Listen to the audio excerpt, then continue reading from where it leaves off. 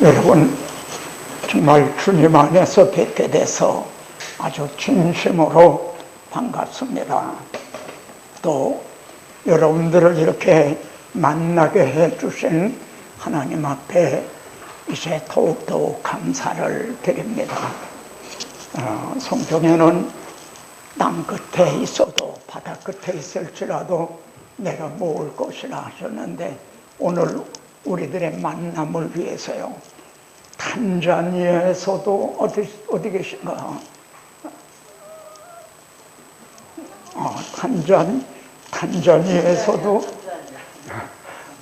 탄자니아에 계신 선교사님도 오시고, 또 중국 연태에 계신 선교사님도 또 이렇게 참여하게 하시고, 우리 이진환 목사님 또 형제들과 같이 이렇게 자, 제가 여기 구속사 총정리라 이런 제목을 붙였는데요. 지금 남산 유소스텔에서 2박 3일 과정으로 10차에 걸쳐서 이제 우리가 이 세미나를 진행을 했습니다. 그리고 이곳에서 이번 6차, 오늘이 아마 6차 될 거예요. 그랬는데 제 마음에 이런 생각이 들었습니다. 존 스토스 목사님이 84세 될 때 모든 공직을 내려놓으셨어요. 꼭 그래서만은 아닌데, 제 마음에도 제가 금전에 84살이거든요. 조금 있으면 몇 달 지나면 85살 되겠는데, 또 이런 생각을 했습니다. 사도 바울을 주님께서 다메섹 도상에서 부르시자 그냥 바로 들어서신 게 아니라 10여 년 동안을요, 10여 년 동안을 아라비아나 혹은 다소나 이런 데서 정말 준비기간, 훈련기간을 거친 후에 바나바를 통해서 이렇게 다소에가 불러서 동력하게 하고 또 선교 사역을 시작하게 하셨거든요. 여기 남산 세미나와 또 이곳의 세미나에 쭉 참여하신 우리 동력자들은 그런 준비 과정을 거쳐서 이젠 준비가 되셨다, 그런 마음이 듭니다. 그래서 구속사 총정리라는 제목을 붙였는데요. 저는 여러분에게, 우리 동력자들에게 어떤 지식을 전수하려고 하는 그런 거 전혀 아닙니다. 제 정말 늙은 조음의 오직 소원은 말이에요, 사람이 하나님의 뜻을 행하게 하며, 우리들은 어떻게 하면 하나님의 뜻을 바로 우리가 받들을 수 있을까 하는 사람들의 모임이라고 할 수가 있습니다. 그리고 또 주님이 나는 항상 그가 기뻐하시는 일을 행함으로 어떻게 하면 하나님의 뜻을 행해서 하나님 아버지를 기쁘시게 해드릴 수가 있을까, 이걸 최우선으로 두는 분들의 모임이라, 그리고 그게 제 소원이기도 합니다. 그런데 우리가 성경 역사를 보면요, 모두가 다 우리 목회자라고 하면 모두가 다 나는 하나님의 뜻을 행하고 또 아버지 하나님을 기쁘시게 해드리기를 원한다, 누구나가 다 그러실 겁니다. 그런데 그 대표적인 예로 사울 같은 사람을 바울을 통해 보면요, 내가 열심으로는 교회를 핍박하고 그 열심히 하나님의 뜻을 행하는 줄 알았단 말이에요. 그리고 하나님을 기쁘시게 해드리는 것으로 알았다는 거죠.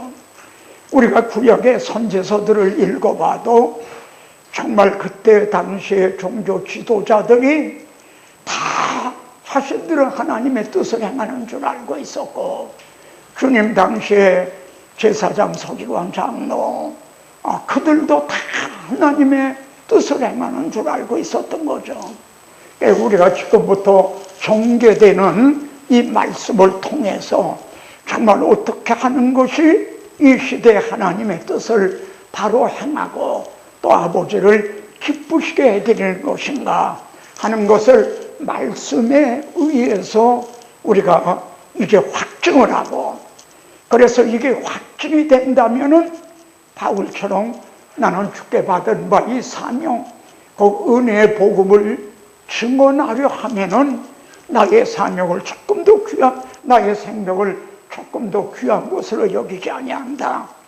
우리가 정말 이 일에 생명을 걸 그러한 여러분들이 되시라고 봅니다. 그래서 아까 말씀드린 대로 여러분들을 이렇게 그동안 준비시켜 주셔서 주님께서 나는 땅에 불을 던지러 왔다. 이 불이 이미 붙었으면 내가 뭘 더 원하겠느냐. 주님의 소원은 정말 이 복음의 불길이 말이죠. 여러분들에 의해서 이 시대에 동서사방에서 동시다발적으로 이제는 이렇게 증언이 될 그런 시점에 이르렀다는 그런 마음에서 구속사의 총정리라 이런 제목을 붙이게 됐습니다. 자, 제가 가장 기본적인 것부터를 이렇게 밟아 올라가려고 합니다. 하나님이 지으신 그 모든 것을 보시니 보시기에 심히 좋았더라. 이건 우리가 단풍 구경을 하니까 참 좋더라, 그런 뜻이 아닌 거죠.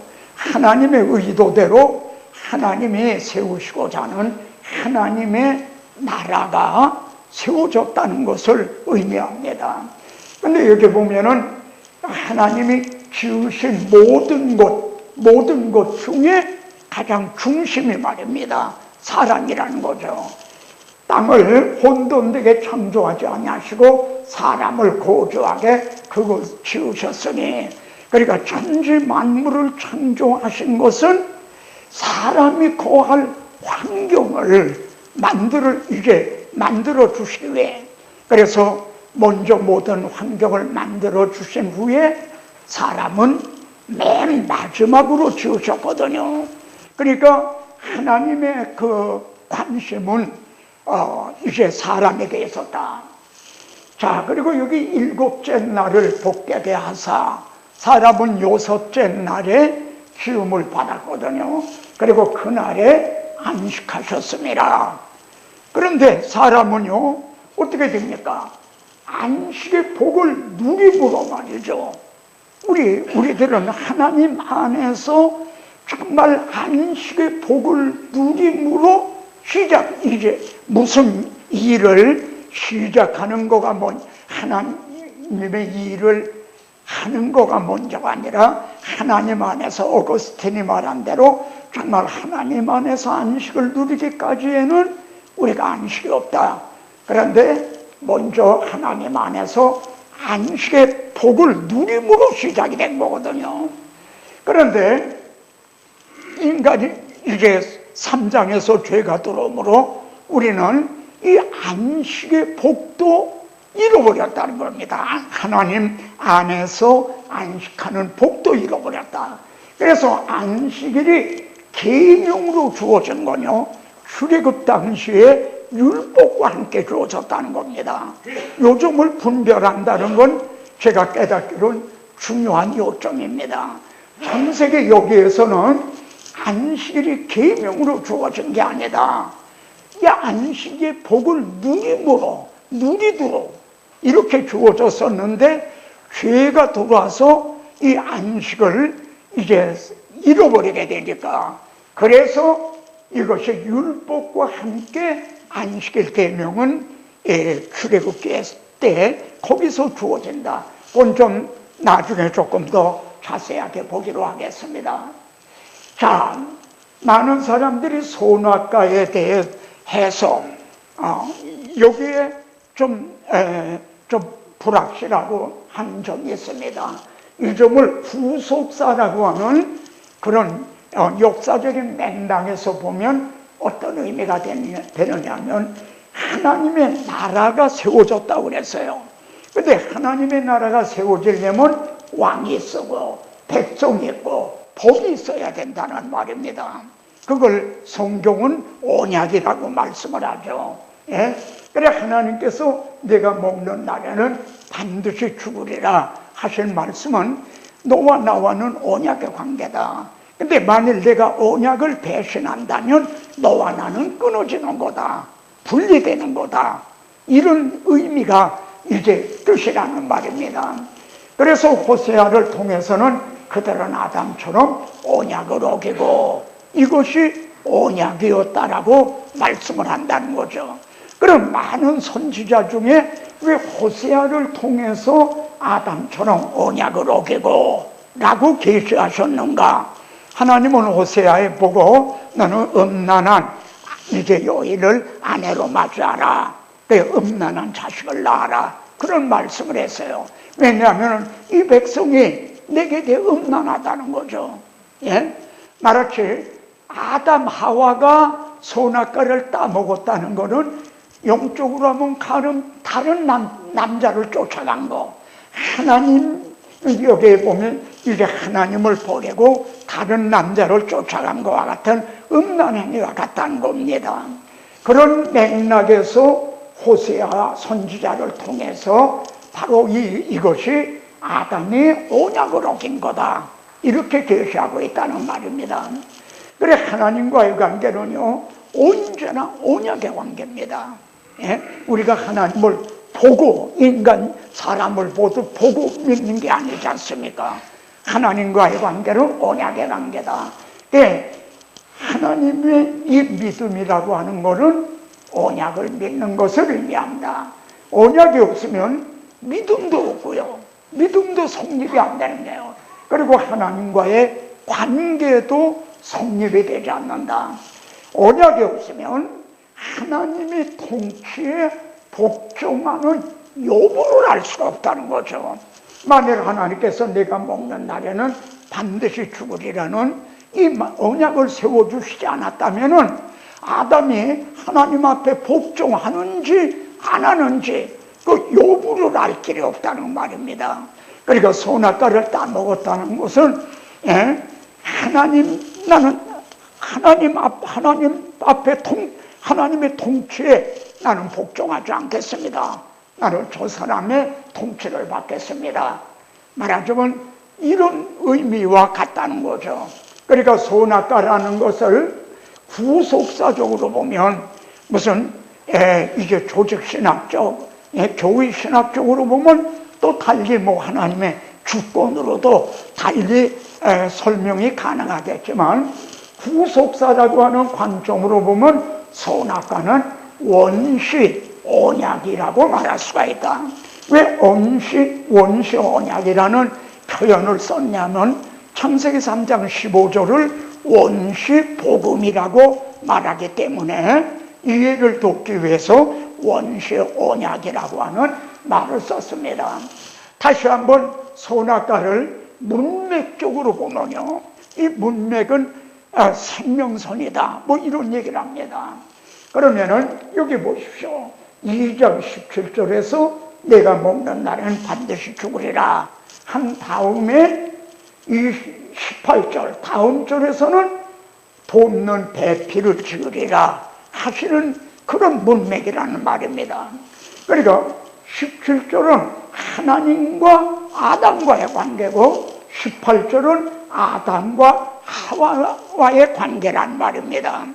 그러면은 아담과 하와의 관계가 어떻게 이제 유지가 되는 겁니까? 그들은 사랑의 관계였고 이제 정말 정절을 지켜야 되는, 다른 남자를 사랑하거나 하면 되지 않는 정절을 지켜야 되는 그런 관계였다는 말입니다. 이런 문맥적으로 볼 때 선악과는 우리가 하나님만을 사랑하겠습니다. 마음을 다하고 뜻을 다해서 하나님만을 사랑하겠다는 사랑의 언약이었다. 그거는 가혹한 게 아니다.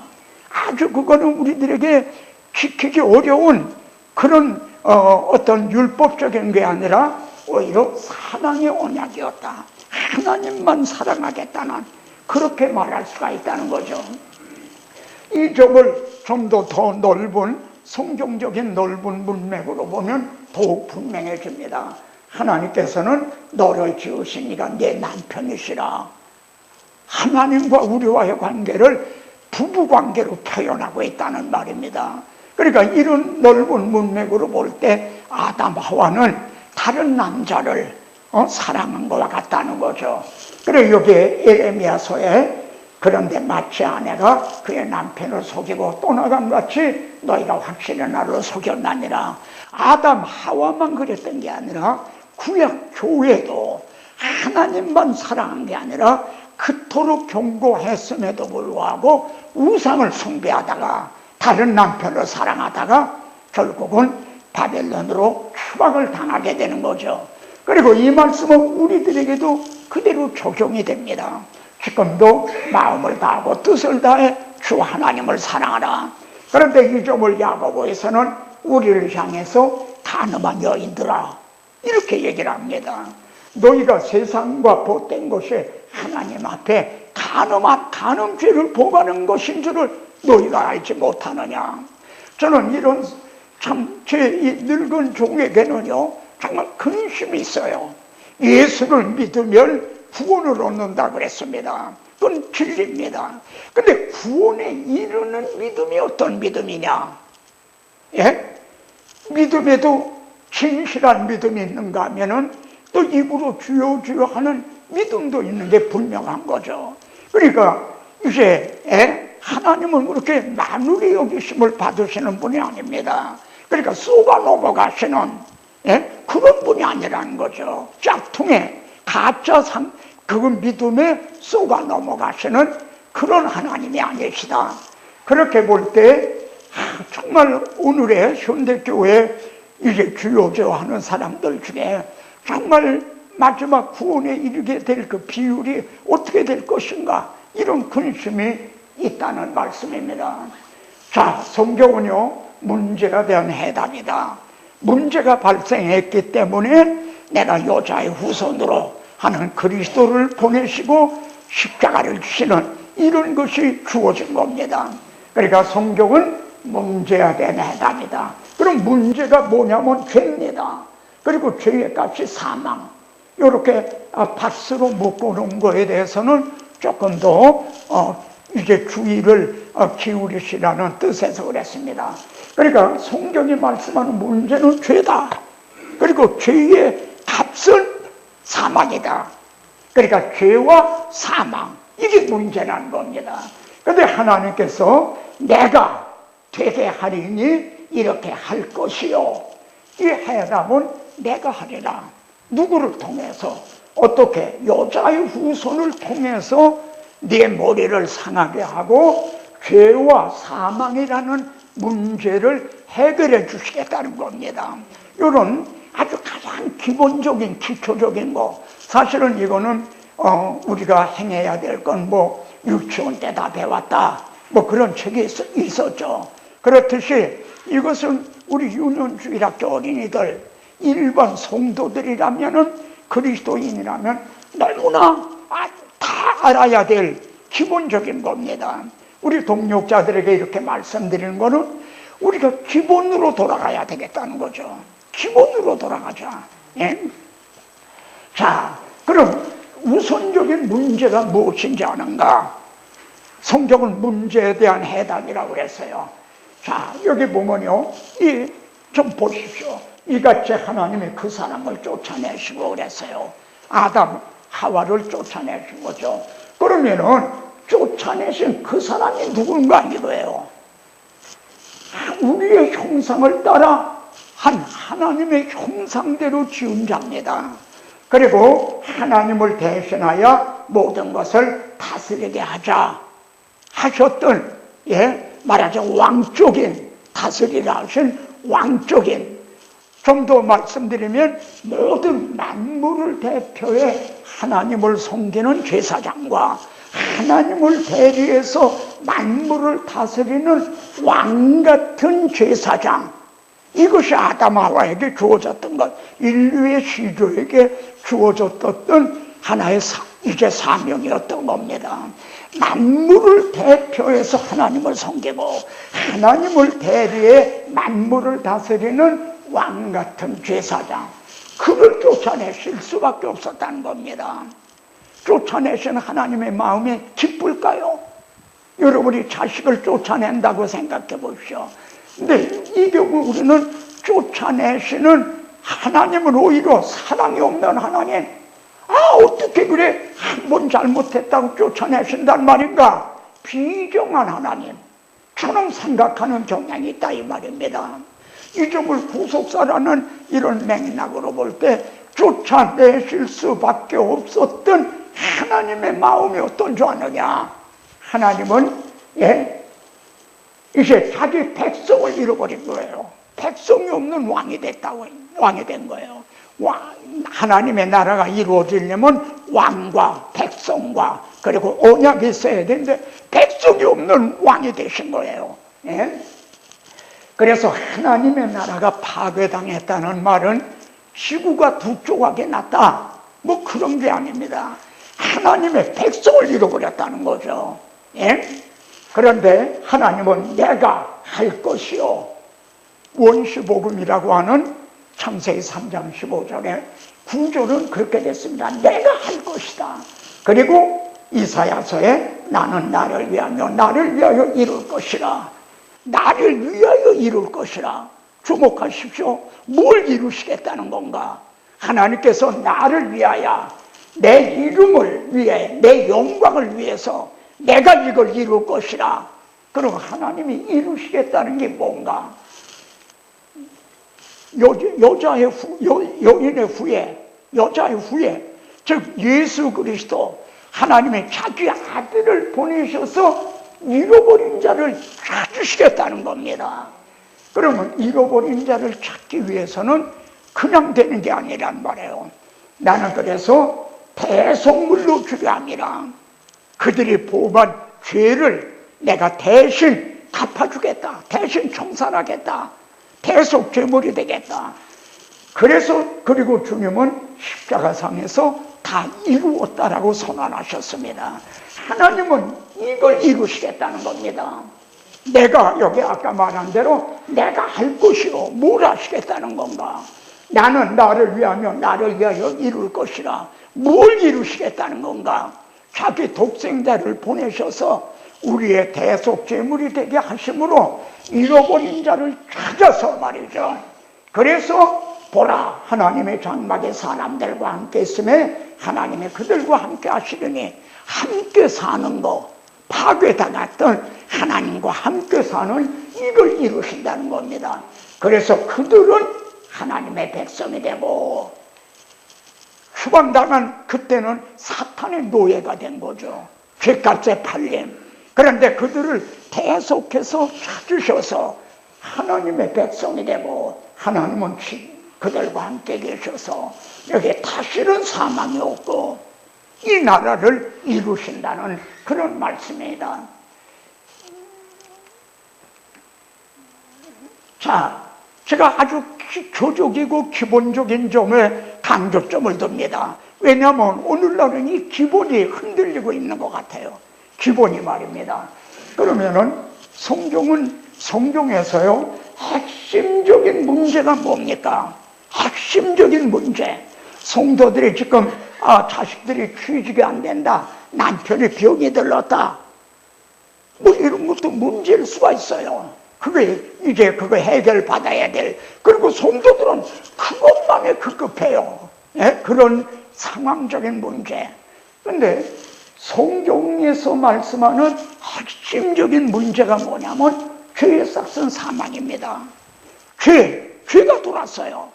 그리고 그 삭은 사망이다. 이게 성경이 풀어야, 이게 성경이 해결해주고자 하는 아주 핵심적인 문제입니다. 그러면 이에 대한 핵심적인 답안은 뭡니까? 인간 중에서는 이걸 해결해 줄 자가 없어요. 그래서 하나님이 자기 아들을 보내서 우리 대신 죽으심으로, 그리고 죽으신 게 끝이 아니라 3일 만에 부활하심으로, 죽으심으로 우리들의 죄값이 해결이 되고 3일 만에 부활하심으로 사망 고세를 이기셨다 이 말입니다. 그러니까 죄값은 사망이라는 것이 해결이 된 거죠. 이해가 되십니까? 아주 초보적인, 아주 기본적인 얘기입니다. 근데 이 기초가 안 됐다는 거죠. 로이드 존슨 목사님 책에서 이런 말이 있어요. 어느 교회에 가가지고 자기는 기독교의 기본 진리, 가장 기초적인 설교를 했다는 겁니다. 근데 설교가 끝난 후에 장로님이 찾아와서 하는 얘기가, 목사님 오늘 설교는 참 어려웠습니다. 그리더란 거예요. 그럴 때처럼 정말 낭망하게 하는 일이 없다는 거죠. 자신은 가장 기초적인 기본적인 설교를 했는데, 목사님 오늘 설교는 너무 어려웠습니다. 그런데 이것이 그분만의 얘기가 아니라 오늘 한국 교회 문제이기도 하다는 거죠. 아주 기본적인 얘기를 하는데, 이번 저는 여기 오기 전에 이틀 전에 세계 선교신학원에서 한 주간 동안을 이제 말씀을 전했습니다. 거긴 제가 다니는 중에 가장 정말 엘리트들이 모인 거예요. 거기는 석사 학위가 주어지고 있습니다. 그리고 그 학생들은 전부 중국 학생들입니다. 한족들이에요. 여기로 유학으로 온 거죠. 그러니까 전부 석사 학위가 주어지니까 대학교 졸업 이상이거든요, 학력이.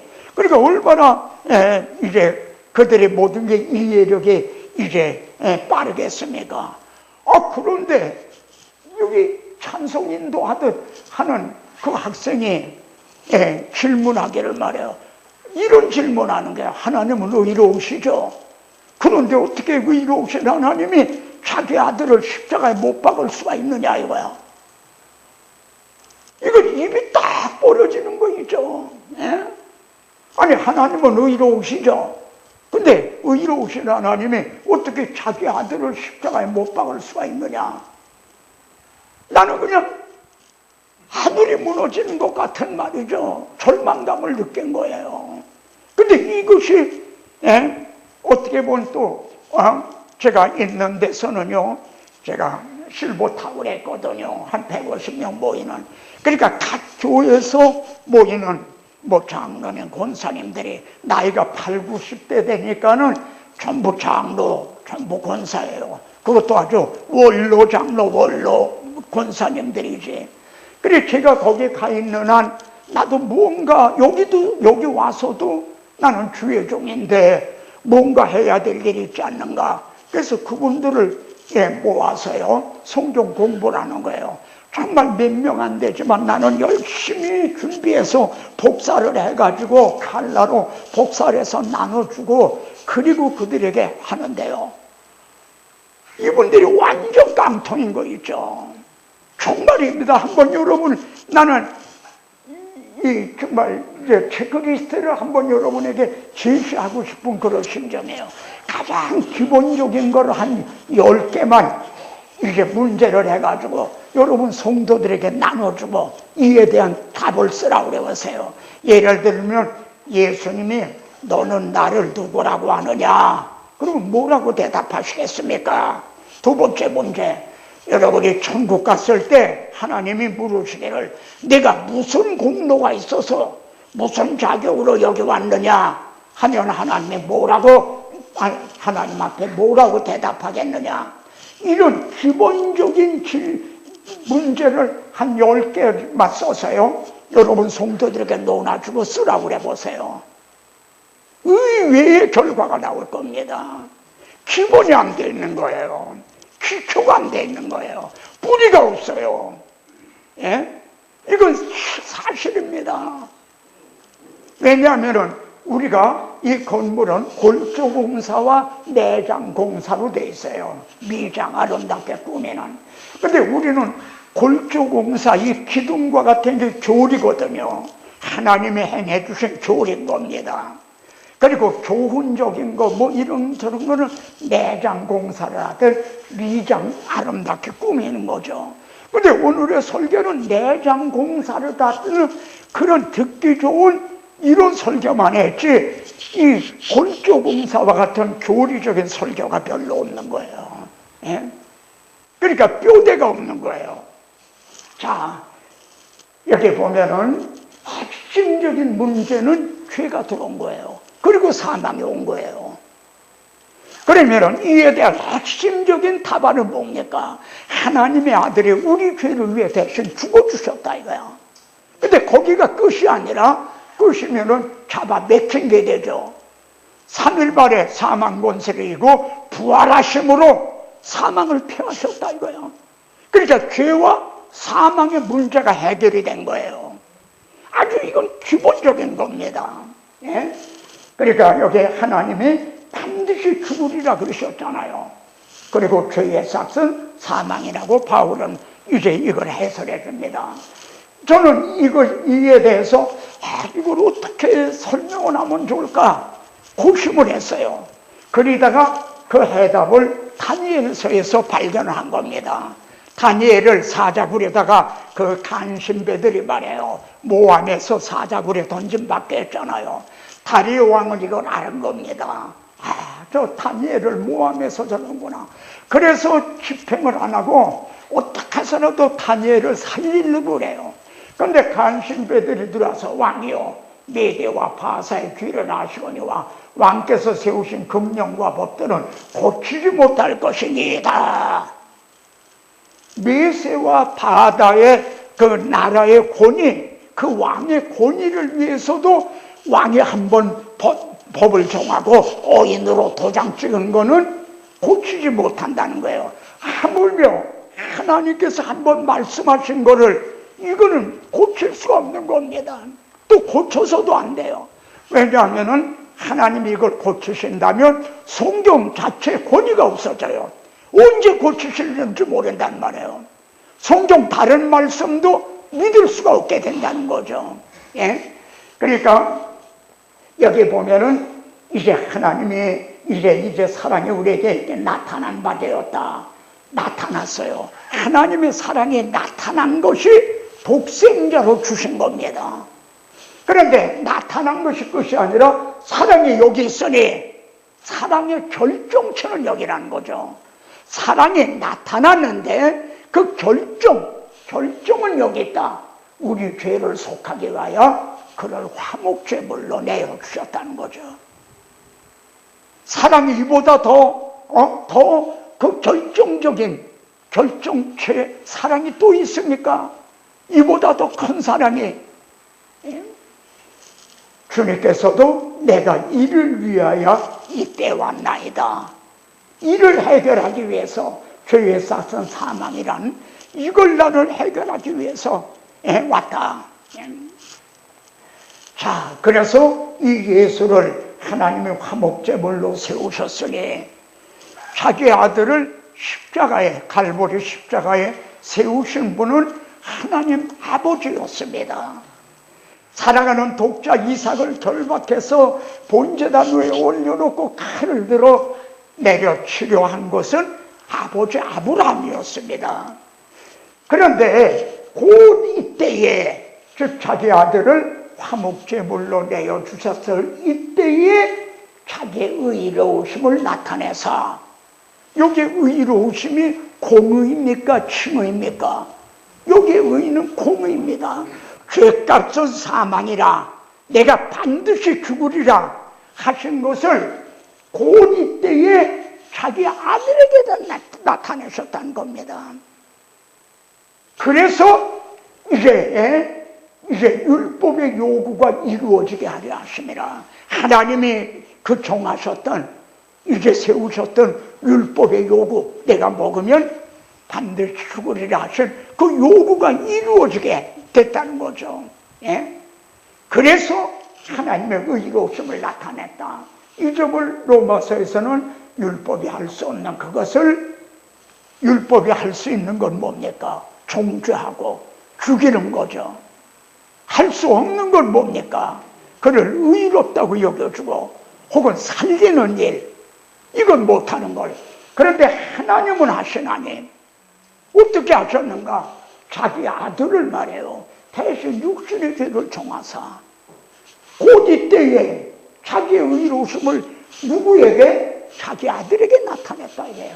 이 예수 화목제물로 심으신 자기 아들에게 나타내셨다.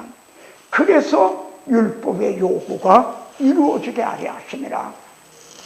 이 점을 조금 이걸 들어서 설명하면 더욱 분명해집니다. 가늠 현장에서 끌려온 여인을 이게 모세는, 이건 모세가 한 말이 아닙니다. 하나님의 말씀을 기록한 모세 율법에 그렇게 되어 있다는 거죠. 예? 그러니까 돌로 치라 했는데 선생은 뭐라고 말하리까? 근데 주님은 나도 너를, 우리를 말해요. 정죄하지 아니하노니. 아니 성경에 이런 자는 돌로 쳐 죽이라, 또 하나님이 반드시 죽으리라 그러셨는데 어떻게 정죄하지 않는단 말인가? 주님은 십자가 이제 성경을 폐했단 말인가? 당신이 대신 정죄를 받으심으로 가능했다는 거죠. 당신이 대신 대속제물이 되심으로 말이죠.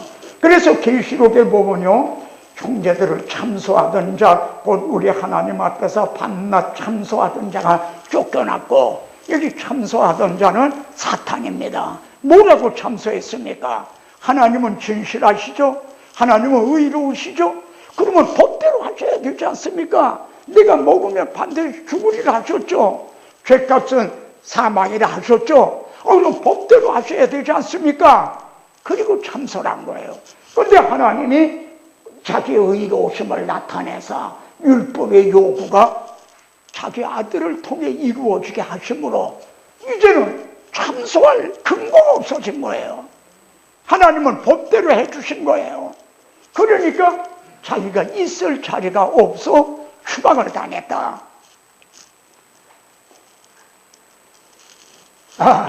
자 보십시다. 제 고민과 근심이 이겁니다. 기독교의 핵심 가치가 뭔가? 중국에 가보죠. 사회주의의 핵심 가치, 그걸 대대적으로 선전합니다. 그냥 사방에 그게 중국은 이제 공산당이 이제 다스리는 사회주의거든요. 그럼 우리가 사회주의를 하는 그 핵심 가치가 뭐냐? 대개 한 10가지를 거기서 선전하고 있습니다. 그러면은 기독교의 핵심 가치는 뭡니까? 예? 기독교의 핵심 가치가 뭔가? 본래 하나님이 형상대로 지음을 받았댔어요. 그런데 죄로 말미암아 이것을 잃어버린 겁니다. 그러면은 대답은 분명해지는 거죠. 그러므로 하늘에 계신 너희 아버지의 온전하심과 같이 너희도 온전해져라. 하나님의 형상을 회복하는 겁니다. 이제부로 사랑을 받는 자녀같이 너희는 하나님을 본받는 자가 되고, 자녀와 아버지와 자녀와의 관계는 닮음의 관계입니다. 이 요소씨가 쓴 단편 중에 발가락에 닮았다. 자기 자식인데 어디가 닮았나 봐도 닮은 데가 없는 거예요. 그러다 발가락이 닮았다, 그런 얘기가 있는데요. 여러분, 우리가 하나님 아버지를 닮은데 혹 발가락에 닮은 건 아닙니까? 예? 정말 입술만 닮은 건 아닌가요? 바울은 이렇게 말합니다. 내가 그리스도를 본받는 자, 이건 고린도전서인데 여기 빠졌네요. 너희는 나를 본받는 자가 되라. 그러니까 우리가 그리스도 하나님의 형상이시거든요. 볼 수 없는 하나님이 볼 수 있는 사람의 형상을 입고 오셨단 말이에요. 그러니까 우리가 주님을 본받는다는 게 너무 멀기 때문일까요? 나를 본받아라. 자기가 중간에 서서 내가 그리스도를 본받는 것 같이 너희는 나를 본받아라. 여러분에게 묻습니다. 여러분이 한국교회에서 본받고 싶은 멘토가 누굽니까? 나는 정말 그분을 본받고 싶다. 그런 멘토가 여러분에게 있습니까? 바울같이 여러분 자신의 성도들을 향해서 내가 그리스도를 본받은 것 같이 여러분들은 나를 본받으시오. 그렇게 우리가 말할 수가 있습니까? 기독교의 핵심 가치가 뭡니까? 그러면 구약교회는 어떠한가? 포도원을 노래하리라 그러십니다. 이거 교회를 가르칩니다. 그리고 극상품 포도를 심었다는 겁니다. 하나님이여 극상품 포도를 심었다. 그런데 들포도를 맺혔다는 겁니다. 내가 내 포도원을 위하여 행한 것 위에 무엇을 행할 것이 있으랴? 이게 내 책임이냐? 너희 책임이냐? 들포도를 맺히면 어쩌면고 그럽니다. 그러면은 신약교회는 어떠합니까? 주님이 나는 참 포도나무요 내 아버지는 농부라. 여기에도요 요 예비나무를 보시오. 내 아버지는 포도원 주인이라 그러지 않고 농부라고 말합니다.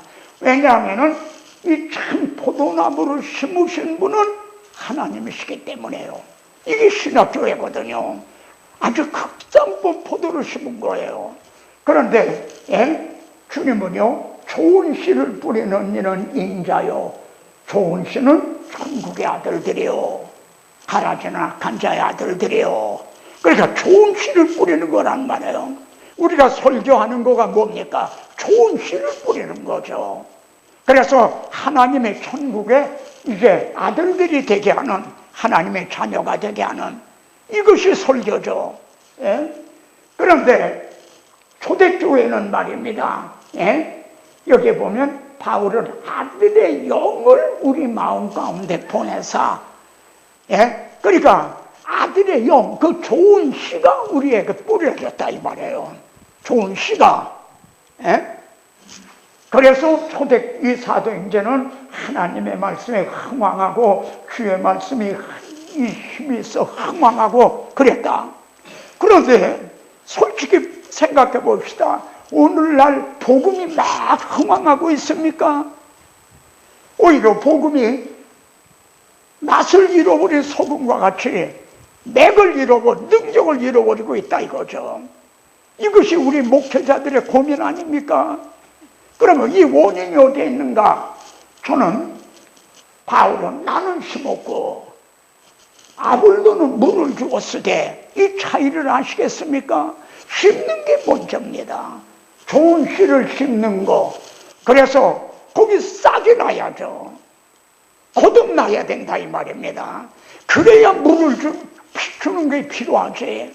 근데 이제 여기 그리스도 안에서 스승을 일만 이루되 아비는 많지 아니하니 물을 주는 선생은 많다 이거야. 근데 복음을 전해서 그들로 거듭나게 하는 아비는 많지 않다. 벌써 바울 당시에 그랬다 이거야. 근데 오늘날의 한국교회 실종이 물을 주는 목회자는 많다 이거야. 물을 주는 목회자. 성도들에게 이렇게 하라 저렇게 하라 그래 복 받기를 바랍니다 하는 교훈하는 설교자는 많은데 복음 자체를 전해서 내가 복음으로서 너희를 낳았음이라 나는 심었고 이런 분은 많지가 않은 거 아니냐. 그러니까 심각한 문제는 오늘 한국교회 내부 교회 안에 밖에만이 아니라 교회 안에 복음을 듣지 못한 사람들이 그래서 거듭나지 못한 사람들이 우글우글 하고 있는 게 아니냐. 이것이 근심이라는 거죠. 문제는 뿌리는 씨가 문제가 아니냐. 그러니까 설교에 문제가 있다는 겁니다. 뭐 다른 복합적인 많은 이유가 있겠죠. 그러나 가장 근본적인 거는 그 나무로, 그 열매로 나무를 안다 그랬어요. 그럼 성도들이, 오늘 한국교회 성도들이 이것이 우리 이제 한국교회의 실상이라고 말할 수 있거든요. 열매가, 오늘 열매가 어떤 열매인가? 극상포 포도인가? 아니면 들포도인가? 그리고 그 원인이 어디에 있는가? 그 책임은 누가 져야 되는가? 이 뿌리는 씨, 설교에 문제가 있는 게 아니냐. 우리가 복음을 잃어버린 거 아니냐. 그 점을 이제부터, 이건 지금 들어가는 말입니다. 소론적인 부분인데 그 점을 보겠습니다. 여기에서 바울에게는요, 큰 근심이 있고 그치지 않은 고통이 있다고 그랬어요. 그래 바울이 어디에서 해답을 얻었냐면 남은 자만 구원을 얻으리라 하신 여기에서 해답을 얻었어요. 오늘날 우리들도 그럽니다. 주님은요, 내가 이 반석에 내 교회를 세우리니 음부의 권세가 이기지 못하리라. 이 말씀은요, 마치 음부의 권세가 이기는 것 같다 이거야. 현재 기독교의 상황이 그럽니다. 지금 이슬람은요, 막 흥황해가요. 예? 근데 기독교는 서구의 기독교가 어떻습니까? 한국의 기독교는 어떻습니까? 지금 중국의 실상은 어떤가? 이번에 오면서 얘기하니까요. 제가 중국에 처음 다닐 때만 하더라도요, 막 학생들이 막 몰려왔어요. 근데 이제는 안 와요. 이제는 학생이 없어요. 선교사님들이 가르치려고 해도 학생이 없는 거예요. 예? 나와봐야, 예? 그 신학교 뭐 다녀봐서 나중에 목회자라고 돼봐야 별거 없고, 그때는 또 일자리가 없었을 때거든요, 옛날에는.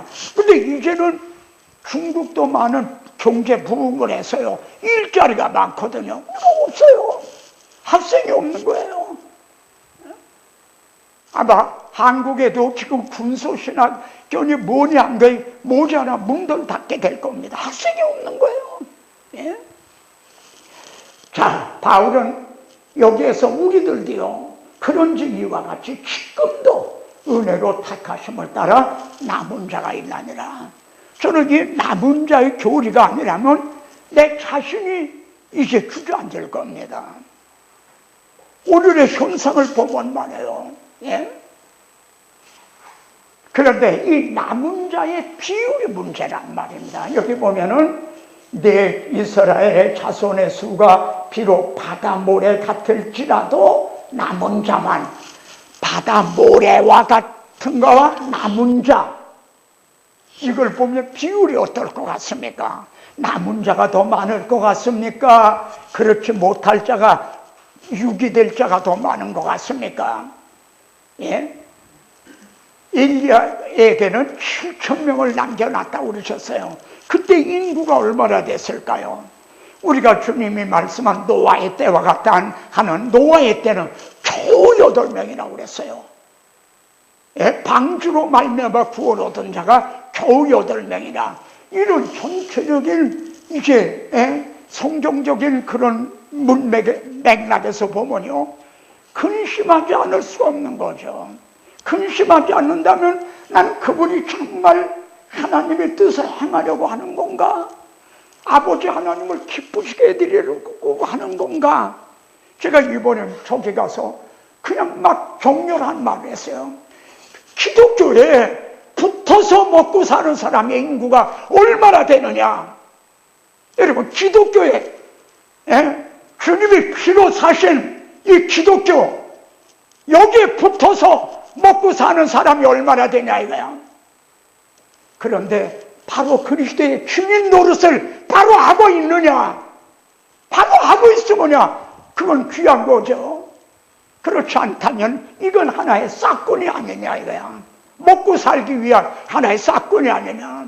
저는 그들에게도 막 강력한 얘기를 정말 합니다. 그러니까 이 남은 자의 교리에서 바울은 소망을 가진 거예요. 오늘 우리들도 이제 그러합니다. 자, 신학교의 핵심 가치가 뭔가? 이거는 제가 중국이나 이런데 여기 오기 전에도 또 어떤 이제 신학교 가서 계절학교 이제 그런 데서 하는 겁니다. 신학교의 핵심 가치가 뭡니까? 아볼로를 양성하는 거냐, 바울이냐?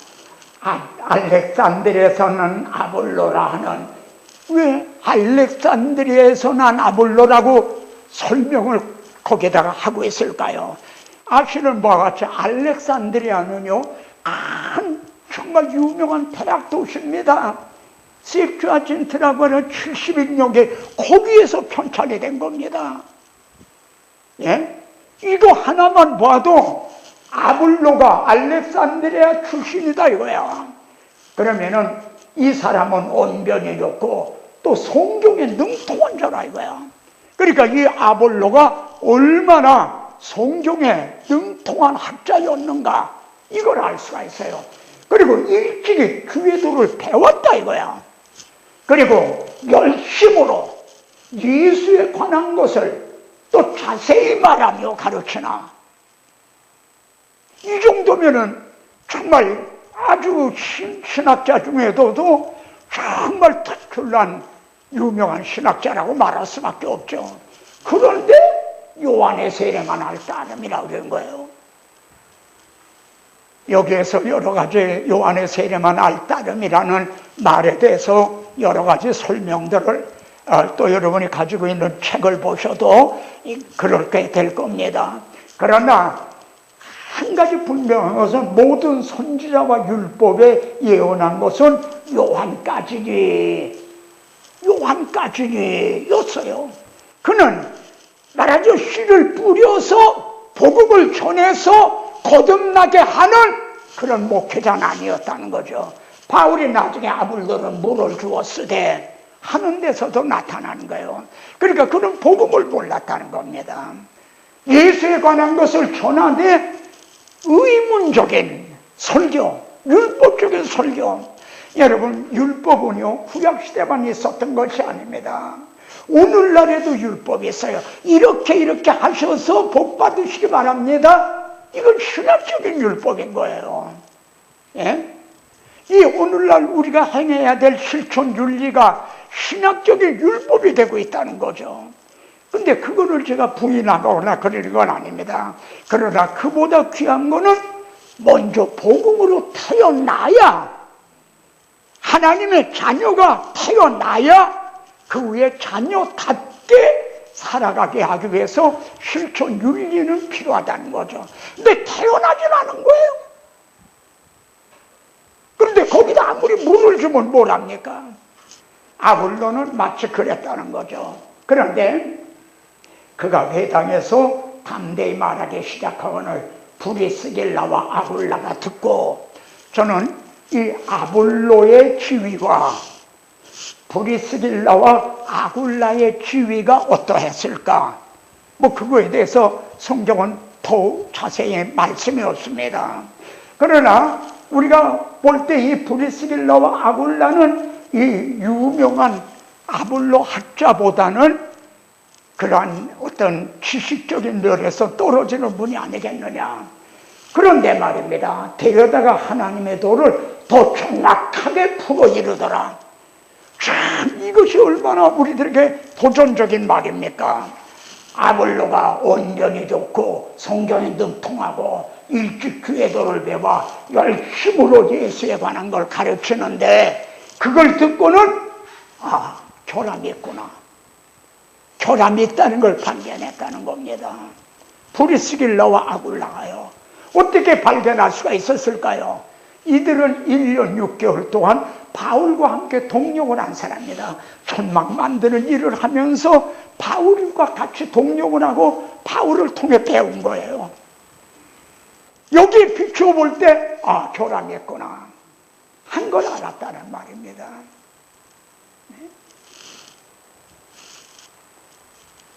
존 스토트 목사님이 쓰신 그리스도의 십자가, 그 책은 여러분에게 제가 꼭 권합니다. 그리스도의 십자가. 근데 거기에 보면 존 스토트 목사님은 참 많은 책을 쓰셨거든요. 근데 그 한 권이 집대성을 한 것과 같아요. 거기에 이런 말이 나옵니다. 로이드 존스 목사님은 유능한 의사였죠. 예? 지금 영국 황실의 의사가 될 그럴 정도의 유능한 의사였다는 거 말합니다. 그런데 하나님의 부르심을 받고 자기 고향 남웨일즈로 내려가서 목회를 합니다. 목회를 개척교회를 하는 거죠. 근데 한 번은 성도가 말이죠 와서 이게 뭐라고 하냐면, 목사님 설교에는 복음이 없습니다. 브리스길라와 아굴라와 같은 역할을 한 거죠. 목사님 설교에는 복음이 없습니다. 이분이 얼마나 큰 충격을 받았겠습니까? 그래서 자기가 거래하던 고서점 주인에게 복음을 증언하고 있는 책 2권만 내게 추천해달라. 그러니까 그 책에 그 이름도 나옵니다. 책 이름도요. 그 2권을 추천해 줬다는 거야. 그러니까 이분이 그냥 죽을 똥 살등하고 이걸 연구한 겁니다.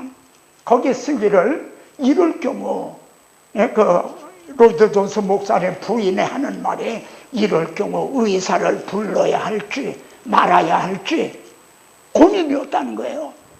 그럴 정도로 그런 하나의 전환점을 통해서 그 복음 전도자 로이드 존스 목사님이 된 겁니다. 여기도 보십시오. 아볼로가 에베소에서 지금 여기 에베소에서 있었던 일이에요. 근데 아볼로가 아가야로 고린도로 간 거예요. 밤에 은혜로 말미암아 믿은 자들에게 많은 유익을 주니 여러분 고린도에서는 에베소에서는 이런 일이 없었어요. 아볼로가 이렇게 여기 예수에 관한 것을 자세히 말하며 말이야 이렇게 할 때 은혜로 말미암아 믿는 자들에게 많은 유익을 줬다는 이런 말이 없어요. 그런데 브리스길라와 아굴라를 통해서 더 정확하게 이걸 헬라어를 제가 찾아봤어요. 그러니까 정말 아주 이 정확하게는 우리 먼저에는 자세히로 나왔어요. 개역성본에는.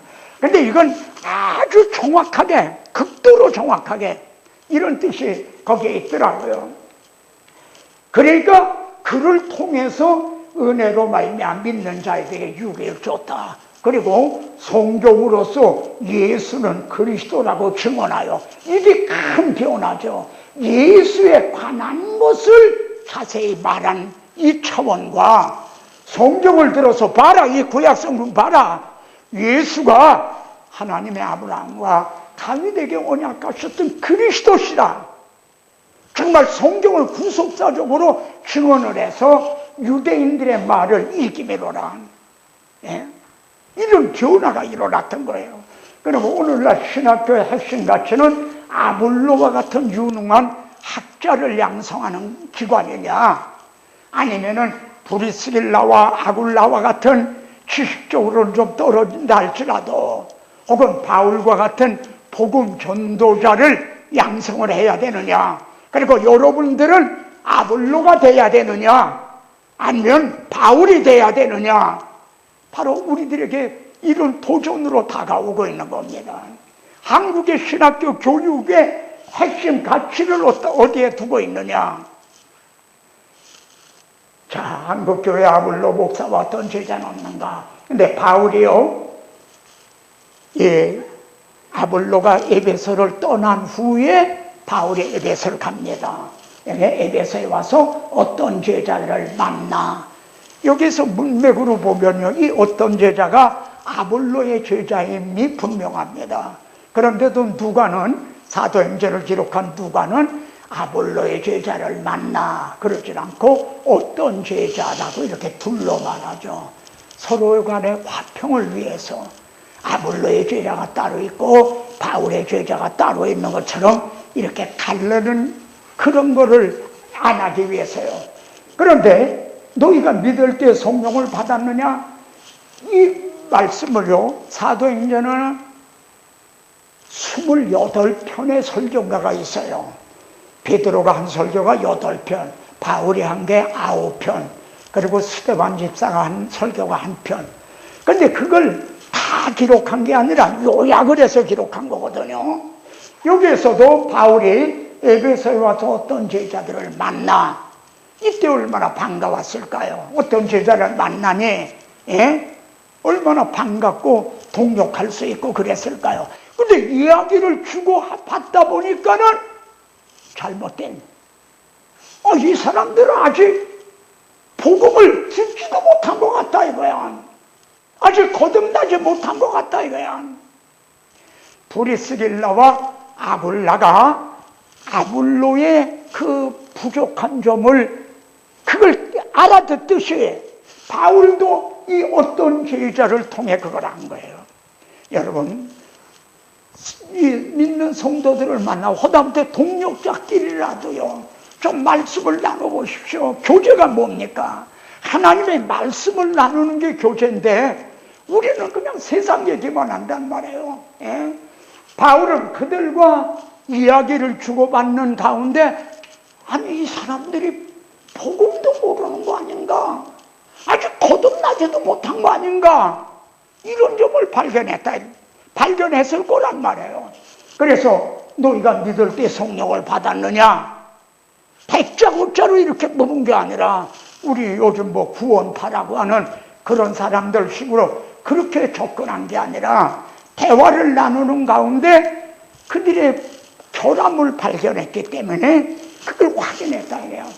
아니나 다를까 우리는 성령 계심을 듣지도 못했다. 손색이 요한의 세례만 할 따름이니 제자들이 성령으로 거듭났을 리가 없는 거죠. 이것도 문자적으로 보면 문제가 있습니다. 왜냐하면 세례 요한은 나는 물로 세례를 주지만 내 뒤에 오시는 분은 불과 성령으로 세례를 주시리라 성령을 언급하고 있거든요. 그런데 우리가 성령의 계심을 듣지도 못했다 하는 말은 성령으로 거듭나지 못했다는 것을 이제 우리에게 드러내고 있는 거죠. 그리고 요한의 세례만 받았다 그러는 거예요. 예? 그러니까 바울이 요한의 회개 세례를 베풀며 내게 오시는 미라스의 예수라. 여기에서도 바울이 이들에게 그들이 듣고 세례를 받았다 그랬는데 바울이 전한 거 요거의 전부였겠습니까? 그들에게 전한 말이 요거의 전부였겠습니까? 예수 그리스도께서 우리 죄를 위하여 죽으시고 부활하시고 사도행전에서 간데마다 증언했던 이거를 전했겠죠.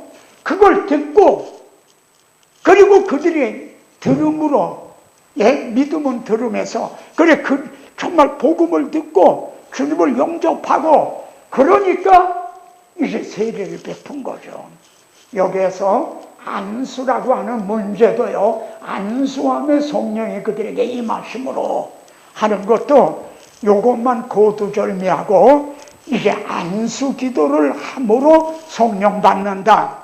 여기에서 이런 교리를 세우는 건 위험한 일입니다. 왜냐하면 베드로가 고넬료의 집에 보냄을 받아서는 안수함으로 그들이 성령 받은 게 아니거든요. 말씀을 전할 때 성령이 임했어요. 그때는. 그러면 여기에서 안수라는 의미가 무엇일까? 저는 크게 두 가지로 생각합니다. 하나는 그때 교회를 터를 놓기 위해 세움받았던 사도들에게 주어졌던 특별한 은사였다라고 하는 것과 또 하나는 그거보다 더는요. 왜 바울이 안수했을까요? 너무나 기쁘고 너무나 감사해서 말입니다. 그냥 안수하느라 와라 껴하는 것과 같다. 이렇게 표현한 게 더 좋을 거예요. 그들이 바울이 전하는 복음을 듣고 정말 복음을 듣고 믿음으로 거기에서 거듭나고 그래 그들의 표정이 잠시 전과 지금과 그 기쁨이 있고 그때 안수한 것 이제야 진정 너와 나는 한 형제가 됐다. 주님의 몸된 교회에 이제 같은 지체가 됐다. 정말 너와 나는 형제요 자매다. 동일시하는 안수라는 건 사실 이렇게 일체가 되는 연합이 되는 동일시되는 걸 이제 그런 의미가 또 있거든요. 자, 그러면 한국 교회는 아블로 목사와 어떤 죄자는 없는가? 아까 제가 말씀드린 대로 저 있는 데서 믿는 그분들하고 대화 보니까요. 다 어떤 죄자와 같은 거예요. 이렇게 얘기해요. 왜 그렇게 배우지 않았다는 거야. 그냥 예수 믿으면 구원 얻는다. 그래서 난 교회들이 난 그렇게 배우지 않았다는 거예요. 예수님이 뭘 믿느냐? 난 그렇게 물었을 거 아니에요. 당신들 예수 믿는다고 그러는데 그럼 예수님이 뭘 믿는 거냐? 그렇게 안 배웠다는 거예요. 그냥 믿으면 구원 얻는다. 우리 그렇게만 배웠다는 거야. 정말 답답한 일이죠. 자, 여기에서는 주제를 그렇게 정하지 않았지만 아까 말씀드렸던 세계 선교신학원의 거기에서는 바울이 받은 복음, 바울이 전한 복음, 이게 주제였습니다. 바울이 받은 복음은 뭐였고, 바울이 받은 복음은 뭐였길래 그렇게 복음에 대한 열정이 있었는가? 또 바울이 전한 복음은 뭔가? 그럼 우리도 바울이 받은 복음과 같은 복음을 받았는가? 그러면 우리들에게도 그 열정이 있어야 될 거 아니에요? 그리고 오늘 우리가 전하는 복음이 바울이 전한 복음과 같은 방법, 같은 복음을 전하고 있는가? 이거 정말 중요한 얘기죠. 그럼 자, 바울이 받은 복음이 뭡니까? 여기 3절부터 보면 내가 받은 것을 먼저 너에게 전하였느냐 그랬습니다. 내가 받은 것을 너에게 전했다. 바울이 받은 복음이 뭔가? 전한 복음이 뭔가? 내가 너에게 전한 복음을 너에게 알게 하려니 너희가 받은 것이요 또 그 가운데 선 것이라. 너희가 만일 내가 전한 그 말을 굳게 지키고 헛되이 믿지 아니하였으면 헛되이 믿을 수도 있다는 거죠. 그러면 구원을 얻으리라. 내가 받은 것을 먼저 너에게 전하였니 성경대로 그리스도께서 우리 죄를 위하여 죽으시고 장사 지낸 바 되셨다가 성령대로 사흘 만에 다시 살아나사.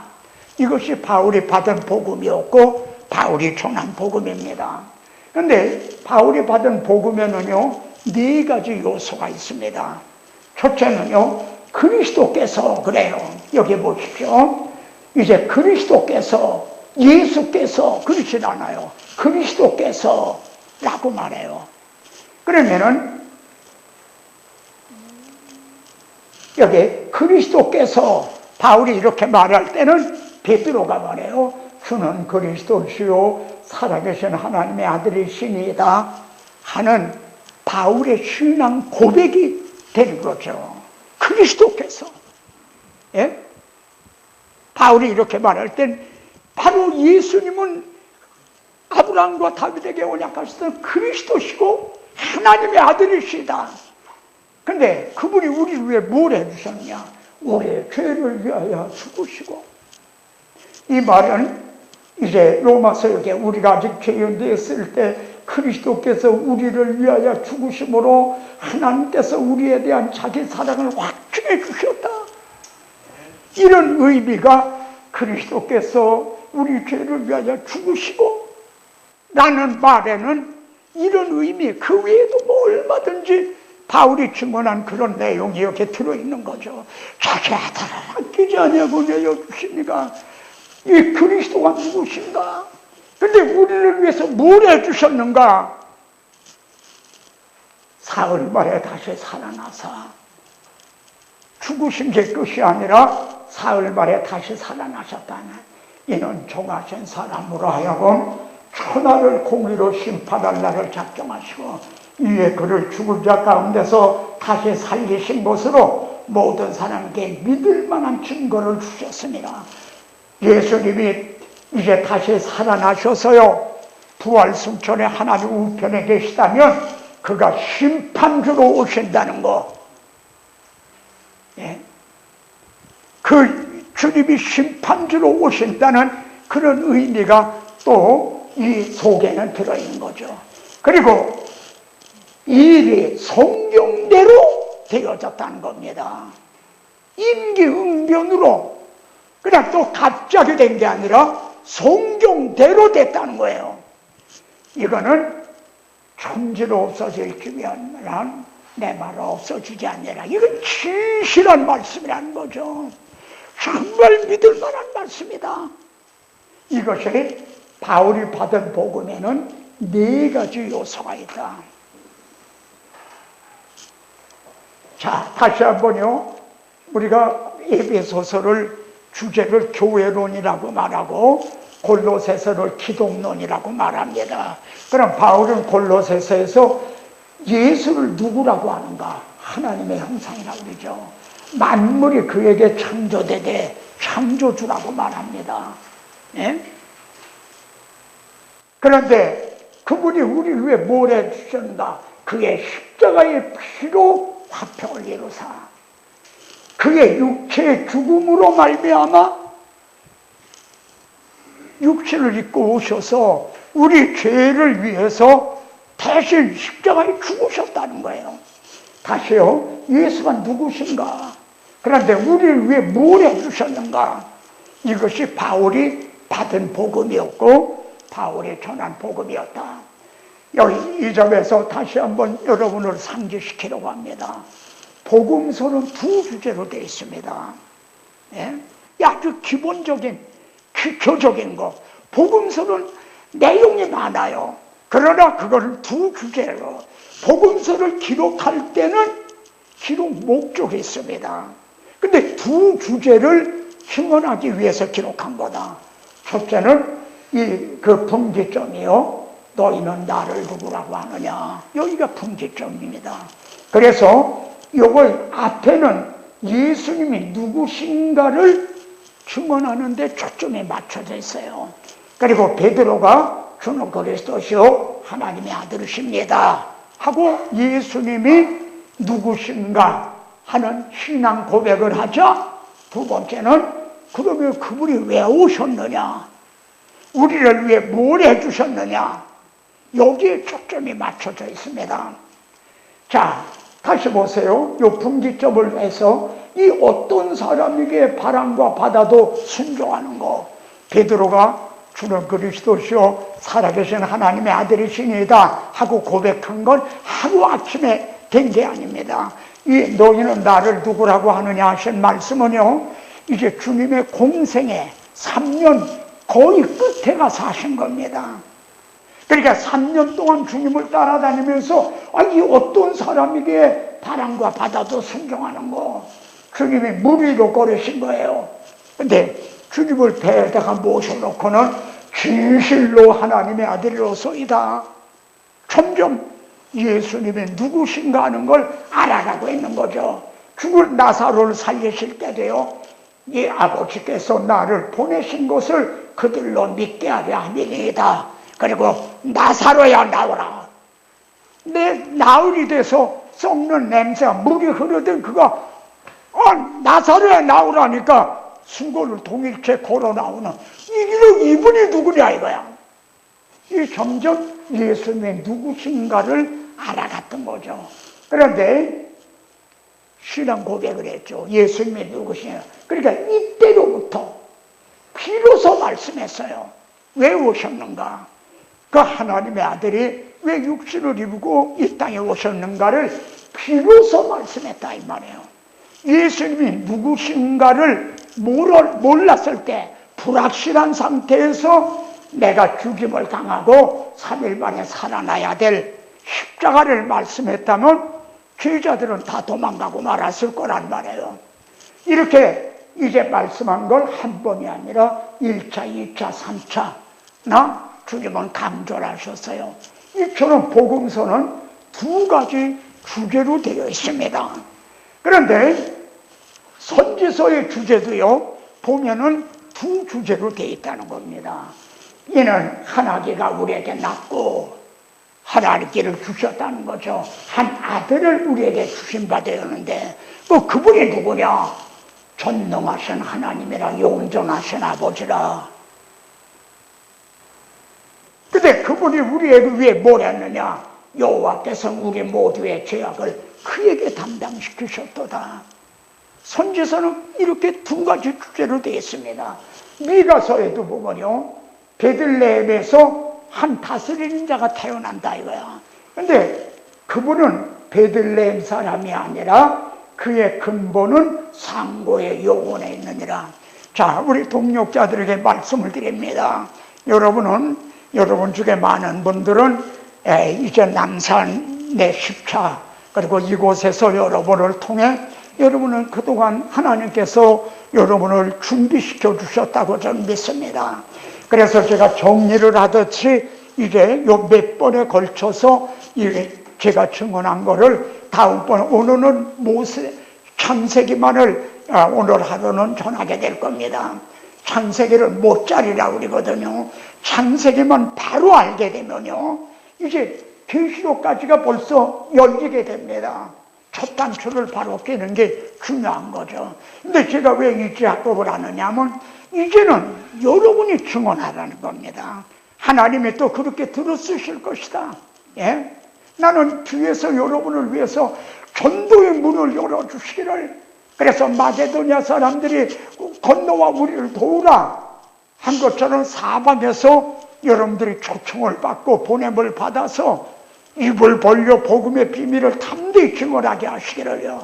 우선은 여러분들이 이 교재를 가져가셔서 집에 가서 서재에 들어가 혼자라도요, 혼자 아무도 없지만 혼자라도 이걸 제가 하듯이 한번 설명을 해보십시오. 설명을 하면서 한번 해보시라 이거야. 하나님은 준비된 자를 쓰시거든요. 하나님은 여러분을 지금 그렇게 준비해 오셨다. 저는 지금 마지막 정리를 해드리는 거다. 예? 그런 뜻에서 이제 합니다. 그리고 여러분이 이대로 전해도요, 이건 표절이 아닙니다. 왜냐하면 여긴 제 해설도 없고요, 제 어떤 이게 무슨 의견이나 사상 이런 게 없어요. 전부 성경 구절입니다. 이걸 전하는데 무슨 표절입니까? 예? 그러니까 그런 점에는 마음의 부담을 조금 더 갖지 마시고요, 혼자 여러분이 설명을 해보세요. 그럼 저하고 똑같지는 않을 겁니다. 여러분 나름대로 설명해 또 여러분에게 깨달음을 주신 제가 미처 모르는 그런 것도 여러분은 드러내시고 그럴 거예요. 나는 그렇게 하시라고 지금 이 일을 하고 있는 겁니다. 자, 그분은 베들레헴 사람이 아니라 그의 근본은 상고의 영혼이니라. 그런데 그분이 우리를 위해 뭘 해주셨는가? 우리의 죄악을 발로 밟으시고 우리 모든 죄를 깊은 바다에 던지시리이다. 아니 어떻게 발로 밟아버리시고 이런가? 이게 그냥 된 게 아니라 이 말입니다. 자기 아들에게 이제 죄악을 그분이 대속을 해주셨기 때문에. 그럼 하나님은 왜 이렇게 해주셨는가? 주께서 옛적에 하나님의 옛적에 우리 조상들에게 맹세하신 대로 아브라함, 이삭, 야곱에게 언약해 주셨잖아요. 예? 내 후손으로 인해서 내 자손으로 인해 천하만민의 복을 받으리라고요. 아브라함에게 인애를 더하시리다. 야곱에게 성실, 여기요 성실과 인애를 또 여러분 기억하시 바랍니다. 인애는 헤세드라고 하는 말을 번역을 한 건데 하나님의 은혜, 사랑, 자비 뭐 이런 걸로 번역이 되죠. 하나님의 은혜입니다. 하나님이 이렇게 해주신 거는 우리에게 공로가 아니라 은혜인 거죠. 그래서 하나님의 은혜로 은혜 언약을 세워주신 거예요. 그리고 하나님은 그 언약을 그대로 지켜주셨다 이래요. 그래서 성실인 거죠. 성실하신 주님, 주의 인자는 끝이 없고, 예? 그걸 하나님은 그대로 언약을 지켜주셨다 이 말이에요. 선지서의 두 주제도 그렇게 됩니다. 그런데 우리가 여기에서 요 점이 심각합니다. 요 점을요. 그러니까 복음서는 이렇게 두 주제로 되어 있다 그랬어요. 근데 두 주제를 분리를 하면요, 복음의 능력이 사라져요. 복음이 사라진다 이 말입니다. 예? 자, 여기 보십시오. 이에 제자에게 경고하사 자기가 그리스도인 것을 아무에게도 이르지 말라 하시니라. 아니, 병 고치고 말하지 말라. 그러신 것은 이해가 됩니다. 그러나 예수님이 그리스도시다, 이것도 말하지 말라는 거예요. 예? 이렇게 말씀하는 하나님의 의도가 뭔가? 주님이 변화산사에서 내려오실 때 이런 얘기를 했어요. 인자가 죽은 자 가운데서 살아나기 전에는 본 것을 아무에게도 이루지 말라. 사실 이 장면도요, 우리 인간의 생각으로는 제사장, 서기관, 장로들 다 모이게 해서 그 자리에서 변화하시면은 우리 뒤집어질 것 같지 않아요? 그러나 주님은 그를 위해서 오신 게 아닙니다. 우리의 구원은 주님이 변화하심으로 구원이 가능해진 게 아니거든요. 그러니까 죽은 자 가운데서 살아나기 전에는 내가 그리스도인 걸 말하지 말라 이 말이에요. 감히 말씀드립니다. 그리스도에게만은 구원이 없다 이거예요. 그분이 우리 죄를 위해서 대속제물이 되주셨다. 여기에 구원이 있다는 거죠. 십자가에만도 구원이 없어요. 그건 사형 형태이거든요. 예? 그래서 여기 보면 하늘의 미리 땅에 떨어져 죽지 아니하면 그대로 있고, 주님이 영광의 보좌를 내려서 이 땅에 오셨어도 십자가 지시지 않았다면 우리 구원이 없어요. 죽으면 많은 열매를 맺나니라. 그래서 너희가 거듭난 것이 썩어질 씨로 된 것이 아니라 썩지 않을 씨로 됐다. 그래서 우리가 거듭나는 게 가능해졌다 이 말입니다. 이 요한복음 16장은 다락방감합니다. 제자들은 주님이 십자가 지신다니까 깊은 근심에 빠졌어요. 그런데 주님은 내가 실상을 말하노니 내가 떠나가는 것이 너에게 유익이라. 내가 십자가 지는 게 너에게 유익이라는 거예요. 십자가 복음을 전하는 게 성도들에게 유익이에요. 성도들은 다른 설교, 그저 자기 듣기 좋은 설교 그런 거 해주기를 원하는지 모르지만 여러분들의 십자가 복음을 전해주는 것이 성도들에게 유익인 거예요. 내가 떠나가지 않으면 보혜사가 너에게로 오시지 않을 것이요. 십자가 복음을 전해주지 않으면 성도들이 거듭나질 못해요. 성령이 오시질 않아요. 왜요? 성령은요, 주님께서 십자가상에서 이제 다 이루었다. 그때 휘장이 열려있지 않았습니까? 예? 이걸 증언하러 오시는 거예요. 근데 주님이 이루어 놓으시질 않는다면 성령은 오실 이유도 오실 필요도 없는 거죠. 이런 전체적인 우리가 이 가장 기본적인 이거를 파악을 해서 우리가 하나님의 뜻을 하나고 이제 뜻을 어떻게 하면 바로 하나님의 뜻을 바로 받들 수 있을까? 그래서 어떻게 하면 아버지 하나님을 기쁘시게 해드리는 자가 될까? 그렇게만 하면은 여러분을 혼자 두시지 않는다는 거예요. 예? 주님이 그렇게 말씀했고, 주님이 세상 끝날까지 또 너희와 함께 있겠다 그러시고요. 그러니까 오늘날에는요, 씨를 심는 설교는 별로 들을 수 없고 물을 주는 설교만 한다는 거죠. 예? 자, 바울이 받은 복음, 바울이 전한 복음 뭐냐면, 자, 우리 나타나셨어요. 독생하신 하나님이 나타나셨어요. 이렇게 나타나셨어요. 육신을 입고. 근데 죽으셨어요. 근데 죽은 것이 끝이 아니라 사망을 패하시고 부활하셨어요. 그래서 생명과 썩지 아니한 걸 드러내셨어요. 근데 이게 복음이라는 거죠. 다시 요런 걸 좀, 이런 도표를 좀 주목해 보시기 바랍니다. 말씀이 육신을 입고 나타나셨어요. 그리고 드러내셨어요. 뭐를? 복음을요. 그럼 복음을 어떻게 드러내셨는가? 죽으시고 부활을 통해서. 이를 통해서 드러낸 게 복음이다 이거예요. 그리고 우리는 이를 증언하라고 세움을 받았어요. 여기 보세요. 내가 이 복음을 위하여. 이 복음이 무슨 복음이에요?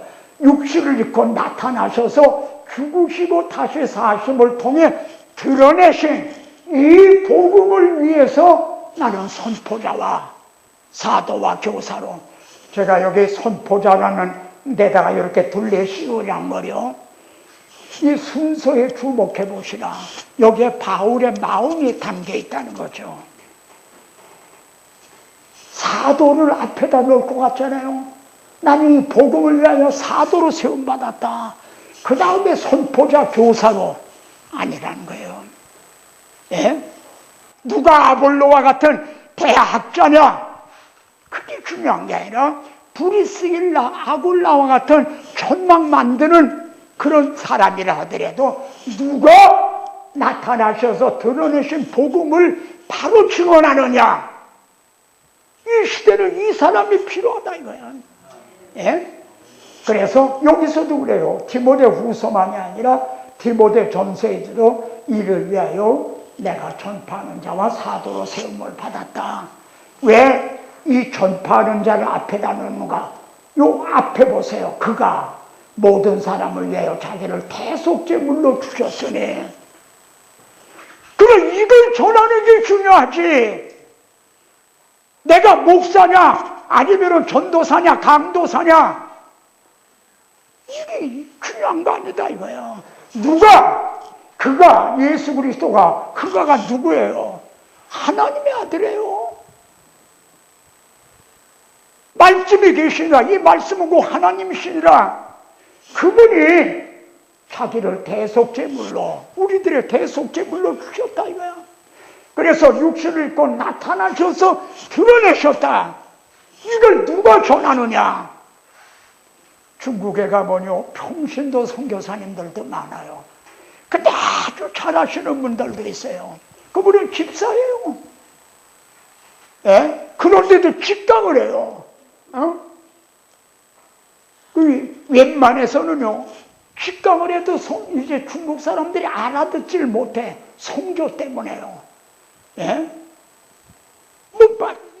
선교사님들이 다 알아요. 아는데 그 발음 때문에 중국 사람들 알아듣질 못하는 거야. 근데 이런 분들은요, 예? 평신도 선교사들이 말이지, 예?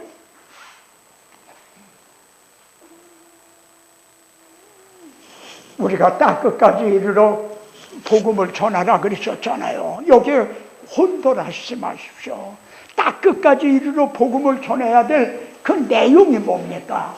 여기 모세율법과 선지자율과 시편의 나를 가리켜 이렇게 모든 것이 이루어져야리라 하리라. 그러면 율법, 모세 오경, 선지자, 시편에 예수님이 무엇에 대해 기록했는가? 그리스도가 고난을 받고 3일의 죽은 자 가운데 살아날 것과, 그래서 그분이 우리 대속제물이 되주심으로 그의 이름으로 죄사함을 받게 하는 회개가, 이걸 전해야 된다 이거예요. 우리가 딱 끝까지 전해야 될 복음이 이게 기록되었으니 너희는 이 모든 일의 증인이라. 여러분, 우리 그리스도의 증인들은요, 사람들을 모으는 사람들이 아닙니다. 여기 혼돈을 하고 있는 거예요. 예? 몇 명이 모이느냐? 여기 혼돈하고 있는 거예요. 사람만 어디 가서도 어떤 방법으로든 모으기만 하면은 나는 복음을 전하고 있고 주의 일을 하고 하나님의 뜻을 향하는 것으로 안다 이거야. 근데 그들이 쭉쟁이면 어떡해요? 여러분 어떻게 하실 겁니까? 쭉쟁이면은 어떤 제자와 같은 사람들이면 어떡해요? 그러니까 딱 끝까지 전해야 될, 전파해야 될 복음의 내용이 뭐냐? 이게 복음의 내용입니다. 우리가 전해야 될 복음의 내용이. 그러면은 왜 이걸 전해줘야 됩니까? 왜 사람들에게 딱 끝까지 이제 합니까? 여기 보세요. 계시록에 내가 악인에게 말하기를 너는 꼭 죽으리라. 넌 꼭 죽으리라. 근데 여기 창세기 보세요. 넌 반드시 죽으리라 그러셨죠. 여러분, 듣기 싫을지라도 불신자들은 꼭 죽을 사람들입니다. 꼭 멸망당할 사람들입니다. 아무리 그들이 화를 내고 기분 나빠하고 혹시 여러분의 뺨을 때릴지라도 당신은 반드시 죽는다. 너는 반드시 멸망받는다. 근데 만약 우리가 그들을 깨우치지 않으면 뭘 깨우칩니까? 예수 그리스도께서 내가 죽어야 될 걸 대신 죽어주셨다. 어떻게 하겠느냐? 내가 이를 믿겠느냐? 아니면 내 죄값을 내가 책임지겠느냐? 네가 심판받겠느냐? 이걸 깨우치지 않으면 내가 그의 피값을 내 손에서 찾을 것이고, 그래서 바울은 모든 입을 막고 하나님의 심판 아래 있게 하랍니다. 모든 입을 막기 위해서요. 만일 우리가 복음을 전해주지 않았으면 심판날에 가서 그 사람이 나발나발 말한다 이거야. 하나님 난 억울합니다. 뭘 억울하냐? 나에게는 복음을 전해준 사람이 없었습니다. 그러면 하나님 뭐라고 얘기하실까요? 예? 그런데 전해줬는데도 받아들이지 않았다. 그러면은 너에게 책임이 없다는 거죠. 제가 여기 재미있는 말을 하나 넣었습니다. 자, 뭐래요? 물건을 사는 자가 좋지 못하다 하다가 여러분들이 복음을 전해요. 막 뭐라고 그래요? 우리는 가서 즉시 장사했다고 그랬잖아요, 주님.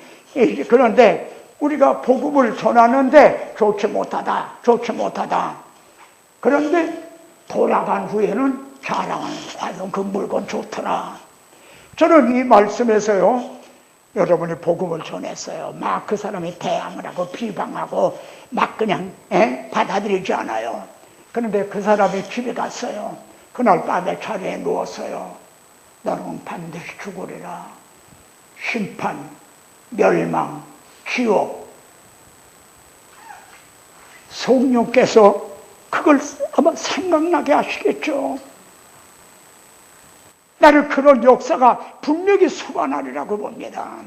그 직속에서는 받아들이지 않았지만 1년 후 혹은 2년 후 언젠가를 통해서 또 싹이 날 수도 있는 거예요.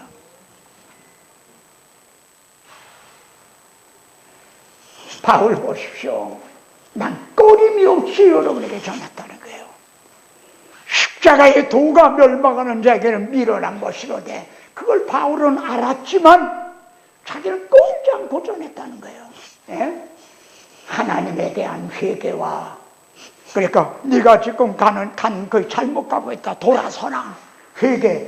그리고 그리스도에 대한 믿음. 예수 그리스도가 네 죄를 위해 대신 죽으셨다. 이걸 받아들여. 돌아만 서면 되는 게 아니에요. 회개는 가는 걸 돌아서는 거거든요.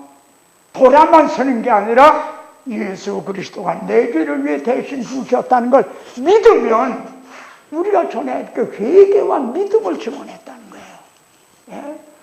그래, 모든 사람의 피에 대하여 내가 깨끗하니. 바울은 분명 에스겔서를 통해 하신 말씀을 염두에 두고 선교 사역을 한 거죠. 내가 꺼리지 않고 하나님의 뜻을 다 전하였기 때문이다. 오늘의 우리 복음 전도가 그런가? 우리의 선교가 선교하는 내용이 이걸 전하고 있는가? 아닌가? 바울은요, 이 점을 한번 생각하십시오. 고린도에서 1년 6개월을 머물며 그들 가운데서 하나님의 말씀을 가르치니라. 바울이 1년 6개월을 고린도에 머물렀어요. 그러면은 그때 성경을 가지고, 아직 신약 성경은 없을 때입니다. 그러면 구약 성경을 가지고 1년 6개월 동안 뭘 전했을 건가? 이걸 전한 거예요. 이제 뒤에 가서 나올 겁니다. 에베소에서는요, 회당에서는 석 달 동안, 그리고 두란노 서원에서는 2해 동안을 날마다 강론하니, 이 기간 동안 2년 동안을요, 저는 기껏 이제 내일 모레, 다음 월요일 날 또 중국 들어가서 2주간, 이제 2주간을 전하게 되면 한 곳에 한 주간씩, 한 주간 동안 전하는데, 바울은 2해 동안, 이것까지 합하면 바울은 밀레도에서 3년이라고 말하고 있어요. 3년 동안 무슨 말씀을 전했을까? 뭘 전했을 것 같아요? 성경을 가지고, 구약 성경을 가지고. 바로 지금 우리들이 오후에 이제 하게 될 성경을 가지고 예수가 그리스도시다. 이 구속사라고 하는 건요, 성경을 연구하다 보면 필연적으로 도달하게 되는 겁니다. 성경을 해석하는 여러 관점 중에 하나가 아니에요. 성경을 연구하다 보면은 바로 하나님의 여자의 후손을 아브라함과 다윗의 자손으로 보내셔서 하겠다는, 이건 필연적인, 바울은 그걸 한 겁니다.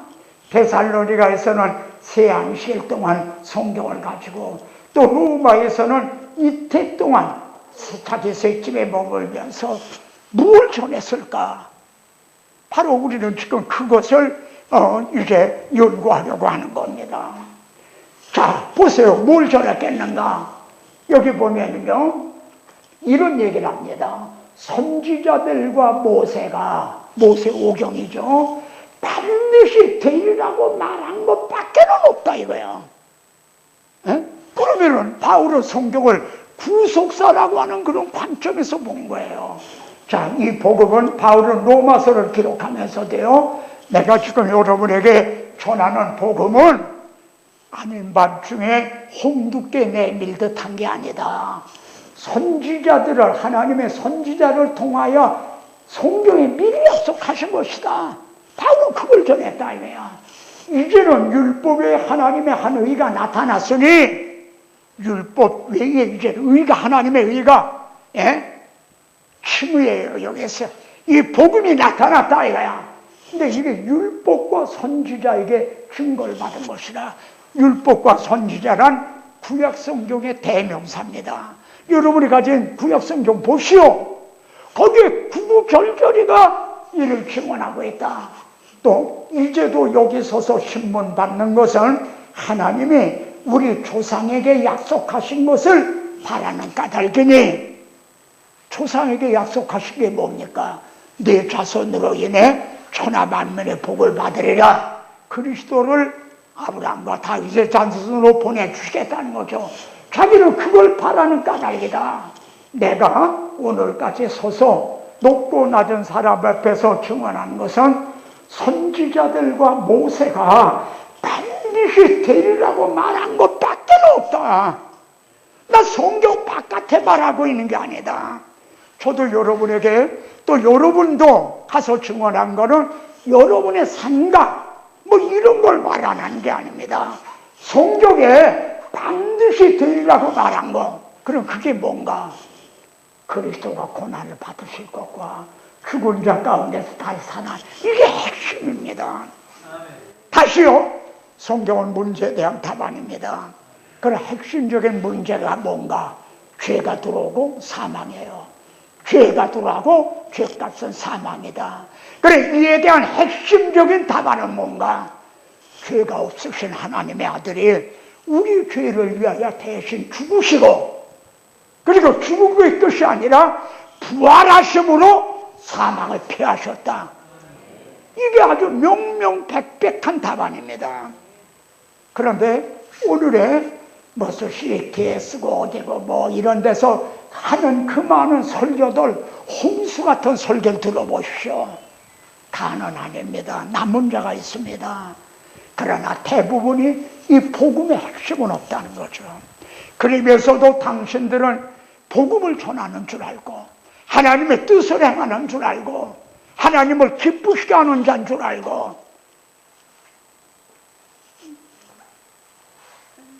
바울은요, 이것을 읽으면 내가 그리스도의 비밀을 깨닫는 것을 너희가 알 수 있으리라 그럽니다.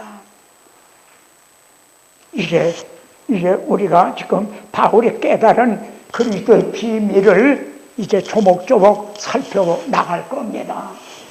이 복음에는요, 비밀적인 그런 요소가 있습니다. 근데 오늘의 설교에는요, 해봐라, 비밀적인 크게 없어요. 여러분이 이 성경을 구속사적인 맥락에서 보면은, 이건 처음 듣는 얘기다 이거야. 정말 여기에는 비밀적인 요소가 나타난다는 거죠. 그러니까 성경에 이 설교가 평면적이 아니라 입체적인 설교, 깊이가 있는 설교가 된다는 얘기입니다. 보십시오. 바울은요, 은밀한 가운데 있는 하나님의 지혜다. 감추어졌던 것인데 만세전에 미리 정하신 것이다. 이 지혜는 이스라엘의 통치자들이 한 사람도 알지 못하였나니 만일 알았더라면 영광의 주를 십자가에 못 박지 아니하였으리라. 이 말씀에요, 이 뜻을 생각해 보십시오. 만일 알았더라면, 영광의 주를 십자가, 이 비밀을, 이 지혜를, 이 감추었던 이게 하나님의 지혜, 이거를 알았더라면 주님을 십자가에 못 박지 않았으리라. 이런 뜻이거든요. 여기에 저도 예수님이 메시아 그리스도시다 이걸 몰랐다. 난 그것도 인정합니다. 그걸 부인하지 않겠습니다. 그러나 이걸 요 2장 7절, 2장 8절 전체적인 걸 함께 보시면은 어떤 의미가 되냐면요. 창세기 3장 15절은 하나님이 사탄에게 선고하신 겁니다. 여자의 우선은 네 머리를 상하게 할 것이다. 사형 선고를 받았어요. 3장 15절에서. 근데 아직 집행은 안 하신 거예요. 집행만 안 한 거예요. 우리나라에도 사형수들이 있어요. 사인만 하면 100번 집행을 해요. 근데 아직 사탄은 사형 선고를, 언도를 받았어요. 여자의 후손에 의해 멸망당할 걸. 근데 아직 선고만 안 당하고 있는 거예요. 그러니까 사탄은 대적을 하는 거예요. 여자의 후손이 오지 못하도록 대적을 하는 거예요. 근데 이놈은 이제 예수 그리스도를 죽이면 자기가 승리하는 줄 알았다 이거야. 그래서 가룟 유다 속에 들어가 예수님을 팔려고 하고, 헤롯 속에 들어가 베들레헴의 2살 이하의 어린 아들을 다 죽이게 하고, 대적을 그래야 승리하는 줄 알았다 이거야. 주님의 악한 농부의 비유에도 나와요. 종들을 보내다가 나중에 아들을 보내면서 내 아들은 공경하리라 했더니, 야, 저기 상속자가 온다. 저걸 죽이고 이제 우리가 그 유업을 차지하자. 거기 그렇게 나오거든요. 그러니까 사탄은 자신이 여자의 후손에 의해 멸망당할 것을 창세기 3장 15절에서 선고를 받았지만, 그걸 알고 있지만, 그래서 계속 대항했지만 어떤 방법에 의해서 멸망당할 거는 그건 하나님이 은밀한 가운데, 요 개혁에는 비밀한 가운데, 그거는 말씀 안 했다 이거야. 이것이 하나님의 지혜였다 이거야. 예수님을 십자가에 못 박으면 제자들은 망한 줄 알았죠. 끝장난 줄 알았지. 근데 이것이 사탄의 머리를 상하게 하는 하나님의 지혜요 감추어졌던 것이었다 이거야. 사탄은 이걸 몰랐다는 거죠. 그렇다면 오늘날 우리들은 사탄이 가장 두려워하는 게 뭘까요? 가장 미워하는 게 뭘까요? 우리 찬송 듣고 지옥 떨리니, 우리 설교 듣고 지옥이 떨리고 하는 게 뭘까요? 십자가 복음인 겁니다. 이걸 가장 미워하고 가장 두려워하고 말이죠.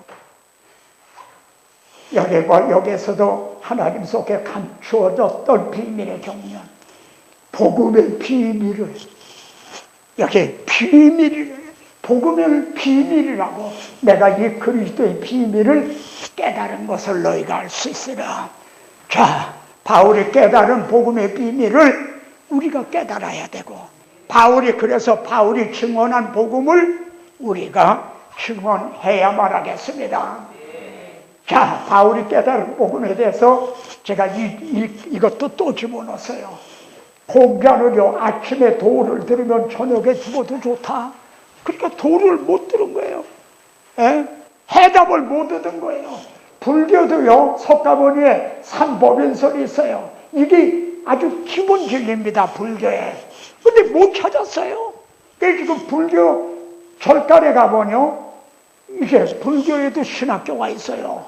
승가대학이라는, 거기 가면 시무당이라고 써 있어요.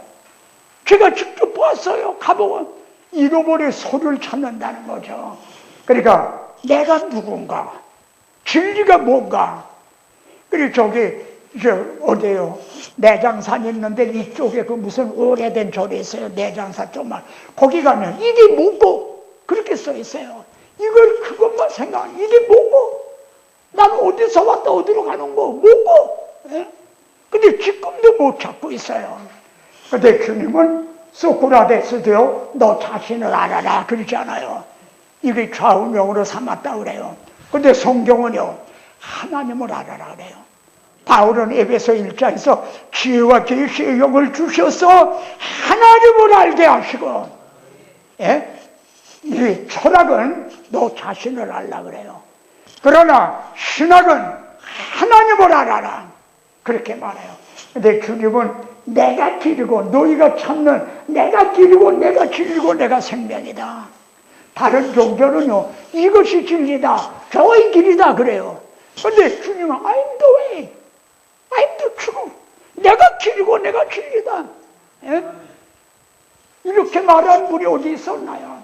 그래서 천국은 마태 보와 이제 밭에 감춘 보와 같아. 이걸 발견했어요. 자기의 소유를 다 팔아고 샀다. 이게 진정한 복음의 가치를, 복음의 영광스러움을 안 사람들이죠. 근데 솔직히 우리는요, 복음을 발견했다고 하면서도 두 손에, 양손에 든 떡과 같은 거예요. 복음도 같고 세상도 같고 둘로 달. 제가 우스운 얘기를 했죠. 저는 직접 운전하거든요. 여기도 분당에서 오늘 5시에 일어나 라면 하나 끓여 먹고 여기까지 왔다가 여기서 라면 가지고 되겠느냐 식사하려고 밥 먹고 그랬는데, 근데 아직까지 저는 사고를 한 번도 안 냈어. 근데 보험료가 5, 60만 원씩 낸단 말이에요. 그럼 보험 들지 말까요?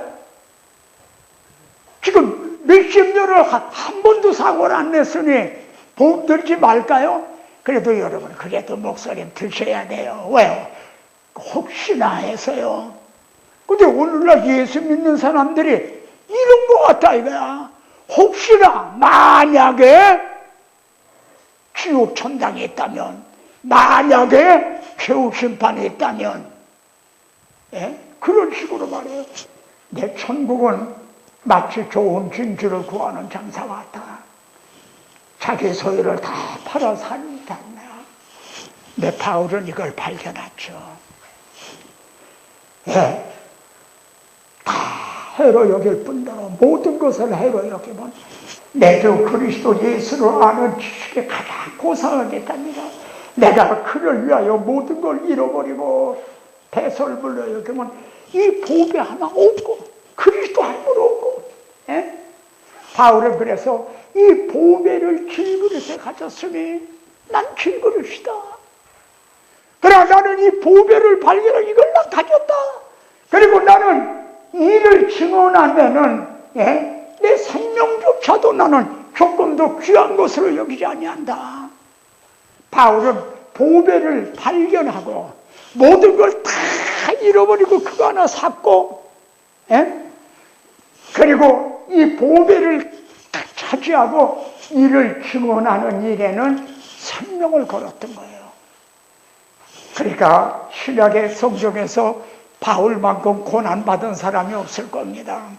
그러나 바울만큼 정말 행복한 사람이 없었죠. 자, 소론의 마지막 질문입니다.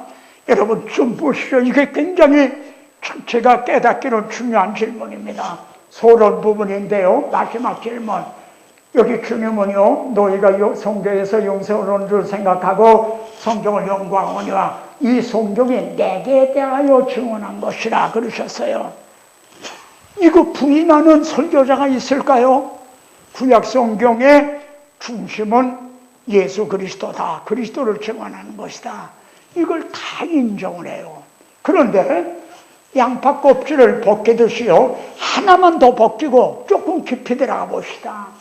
내게 대하여 그랬는데 예수 그리스도의 무엇에 대하여 증언하고 있는가? 성경이요. 예수님의 무엇에 대해 증언하고 있는 겁니까? 그거 생각해 보셨습니까? 대답하실 수 있습니까? 예수 그리스도의 무엇에 대해 증언하고 있는가?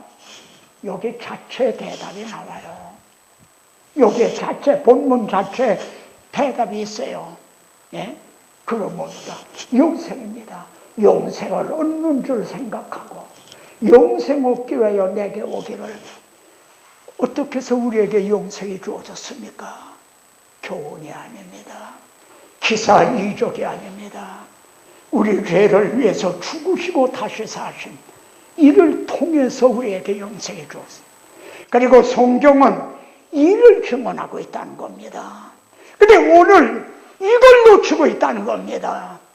현대교회가 이 핵심적인 진리, 주님의 심장과 같은 이걸 놓치고 있다는 거죠.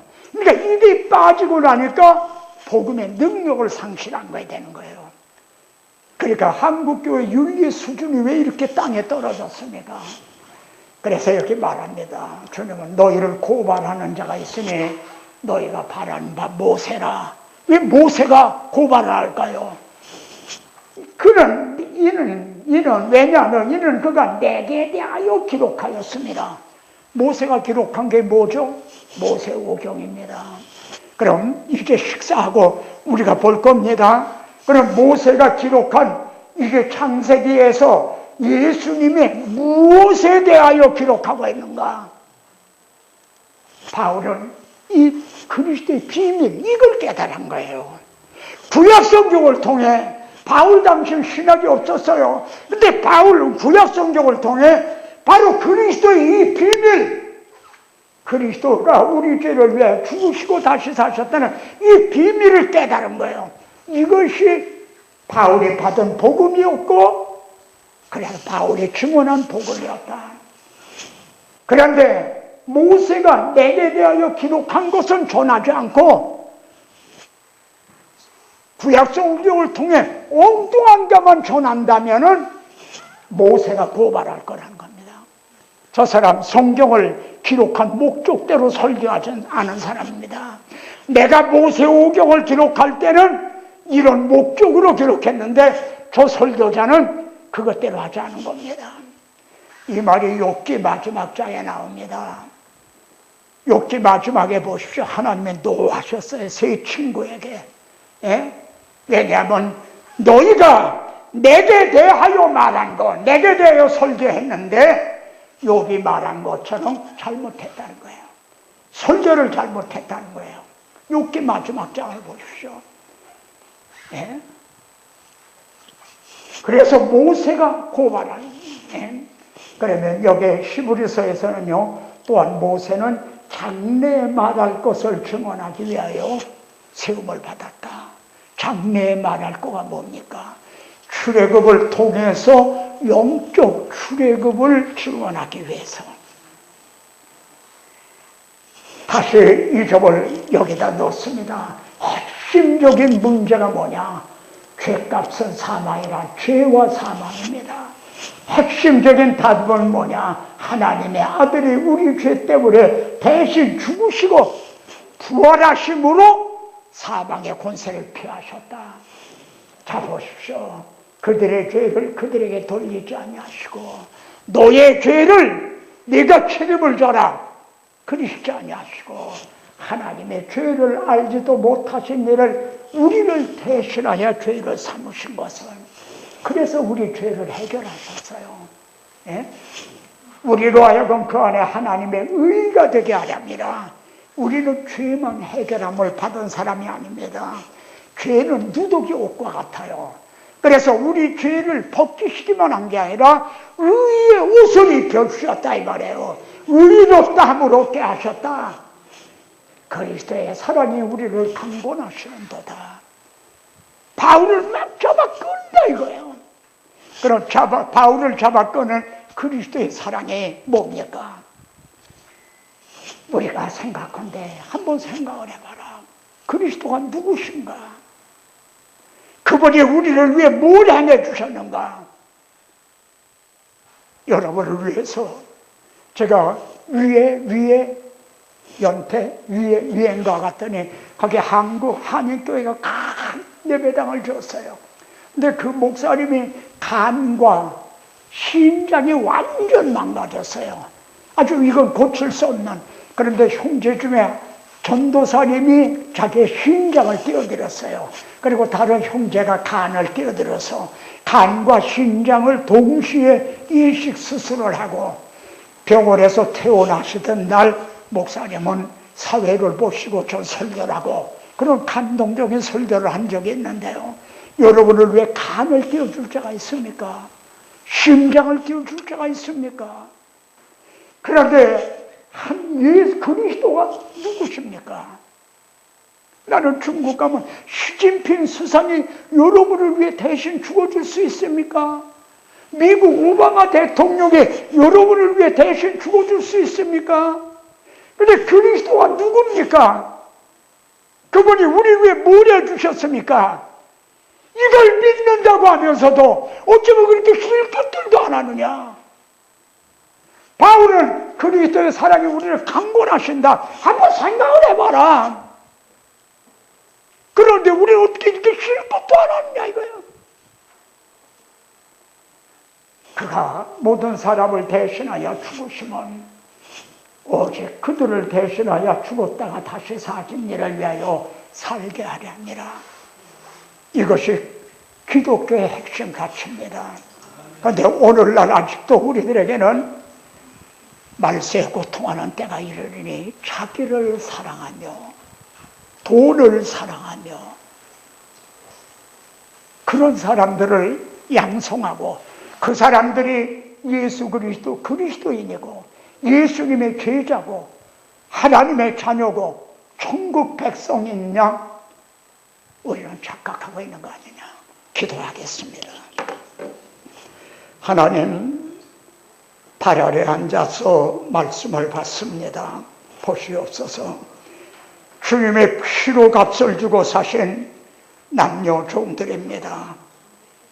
성령의 섭리 가운데 이렇게 원건해서 인도하셔서 종이 증언하는 말씀을 통해 예수 그리스도와 그 복음과 은혜와 하나님의 사랑을 만나게 하여 주시니 감사합니다. 우리들은 오직 하나님의 뜻을 행하기를 사모합니다. 아버지 하나님을 기쁘시게 해드리기를 원합니다. 그럼에도 불구하고 우리는 아직 어린아이와 같고 정말 좌우를 분별하지 못합니다. 주여, 이제 이번 말씀을 통해 우리에게 지혜와 계시의 영을 주셔서 정말 눈이 밝아지게 하시고 하나님의 선하시고 기뻐하시고 온전하신 뜻이 무엇인가를 깨달아 정말 결단하는, 사나 죽으나 주의 것이라는 그런 결단하는 이 시대에 하나님이 찾으시는 복음 전도자로 세워주실 걸 믿습니다. 나는 땅에 불을 던지러 왔다. 이 불이 이미 붙었으면 무엇을 더 원하려 하셨습니다. 여기에 너 살아가시는 주의 남녀 종들을 통해 동서사방에 보내서 복음의 불길이 여기저기서 불타오르는 그런 역사가 일어나게 하소서. 아버지여, 우리 하나는 한국교회를 불쌍히 여기시고 살아가셔서 이 남은 자들을 통해 소망이 있게 하옵소서. 구하고 생각하는 것에 더 넘치도록 하여 주실 예수 그리스도 이름으로 기도드리옵나이다. 아멘.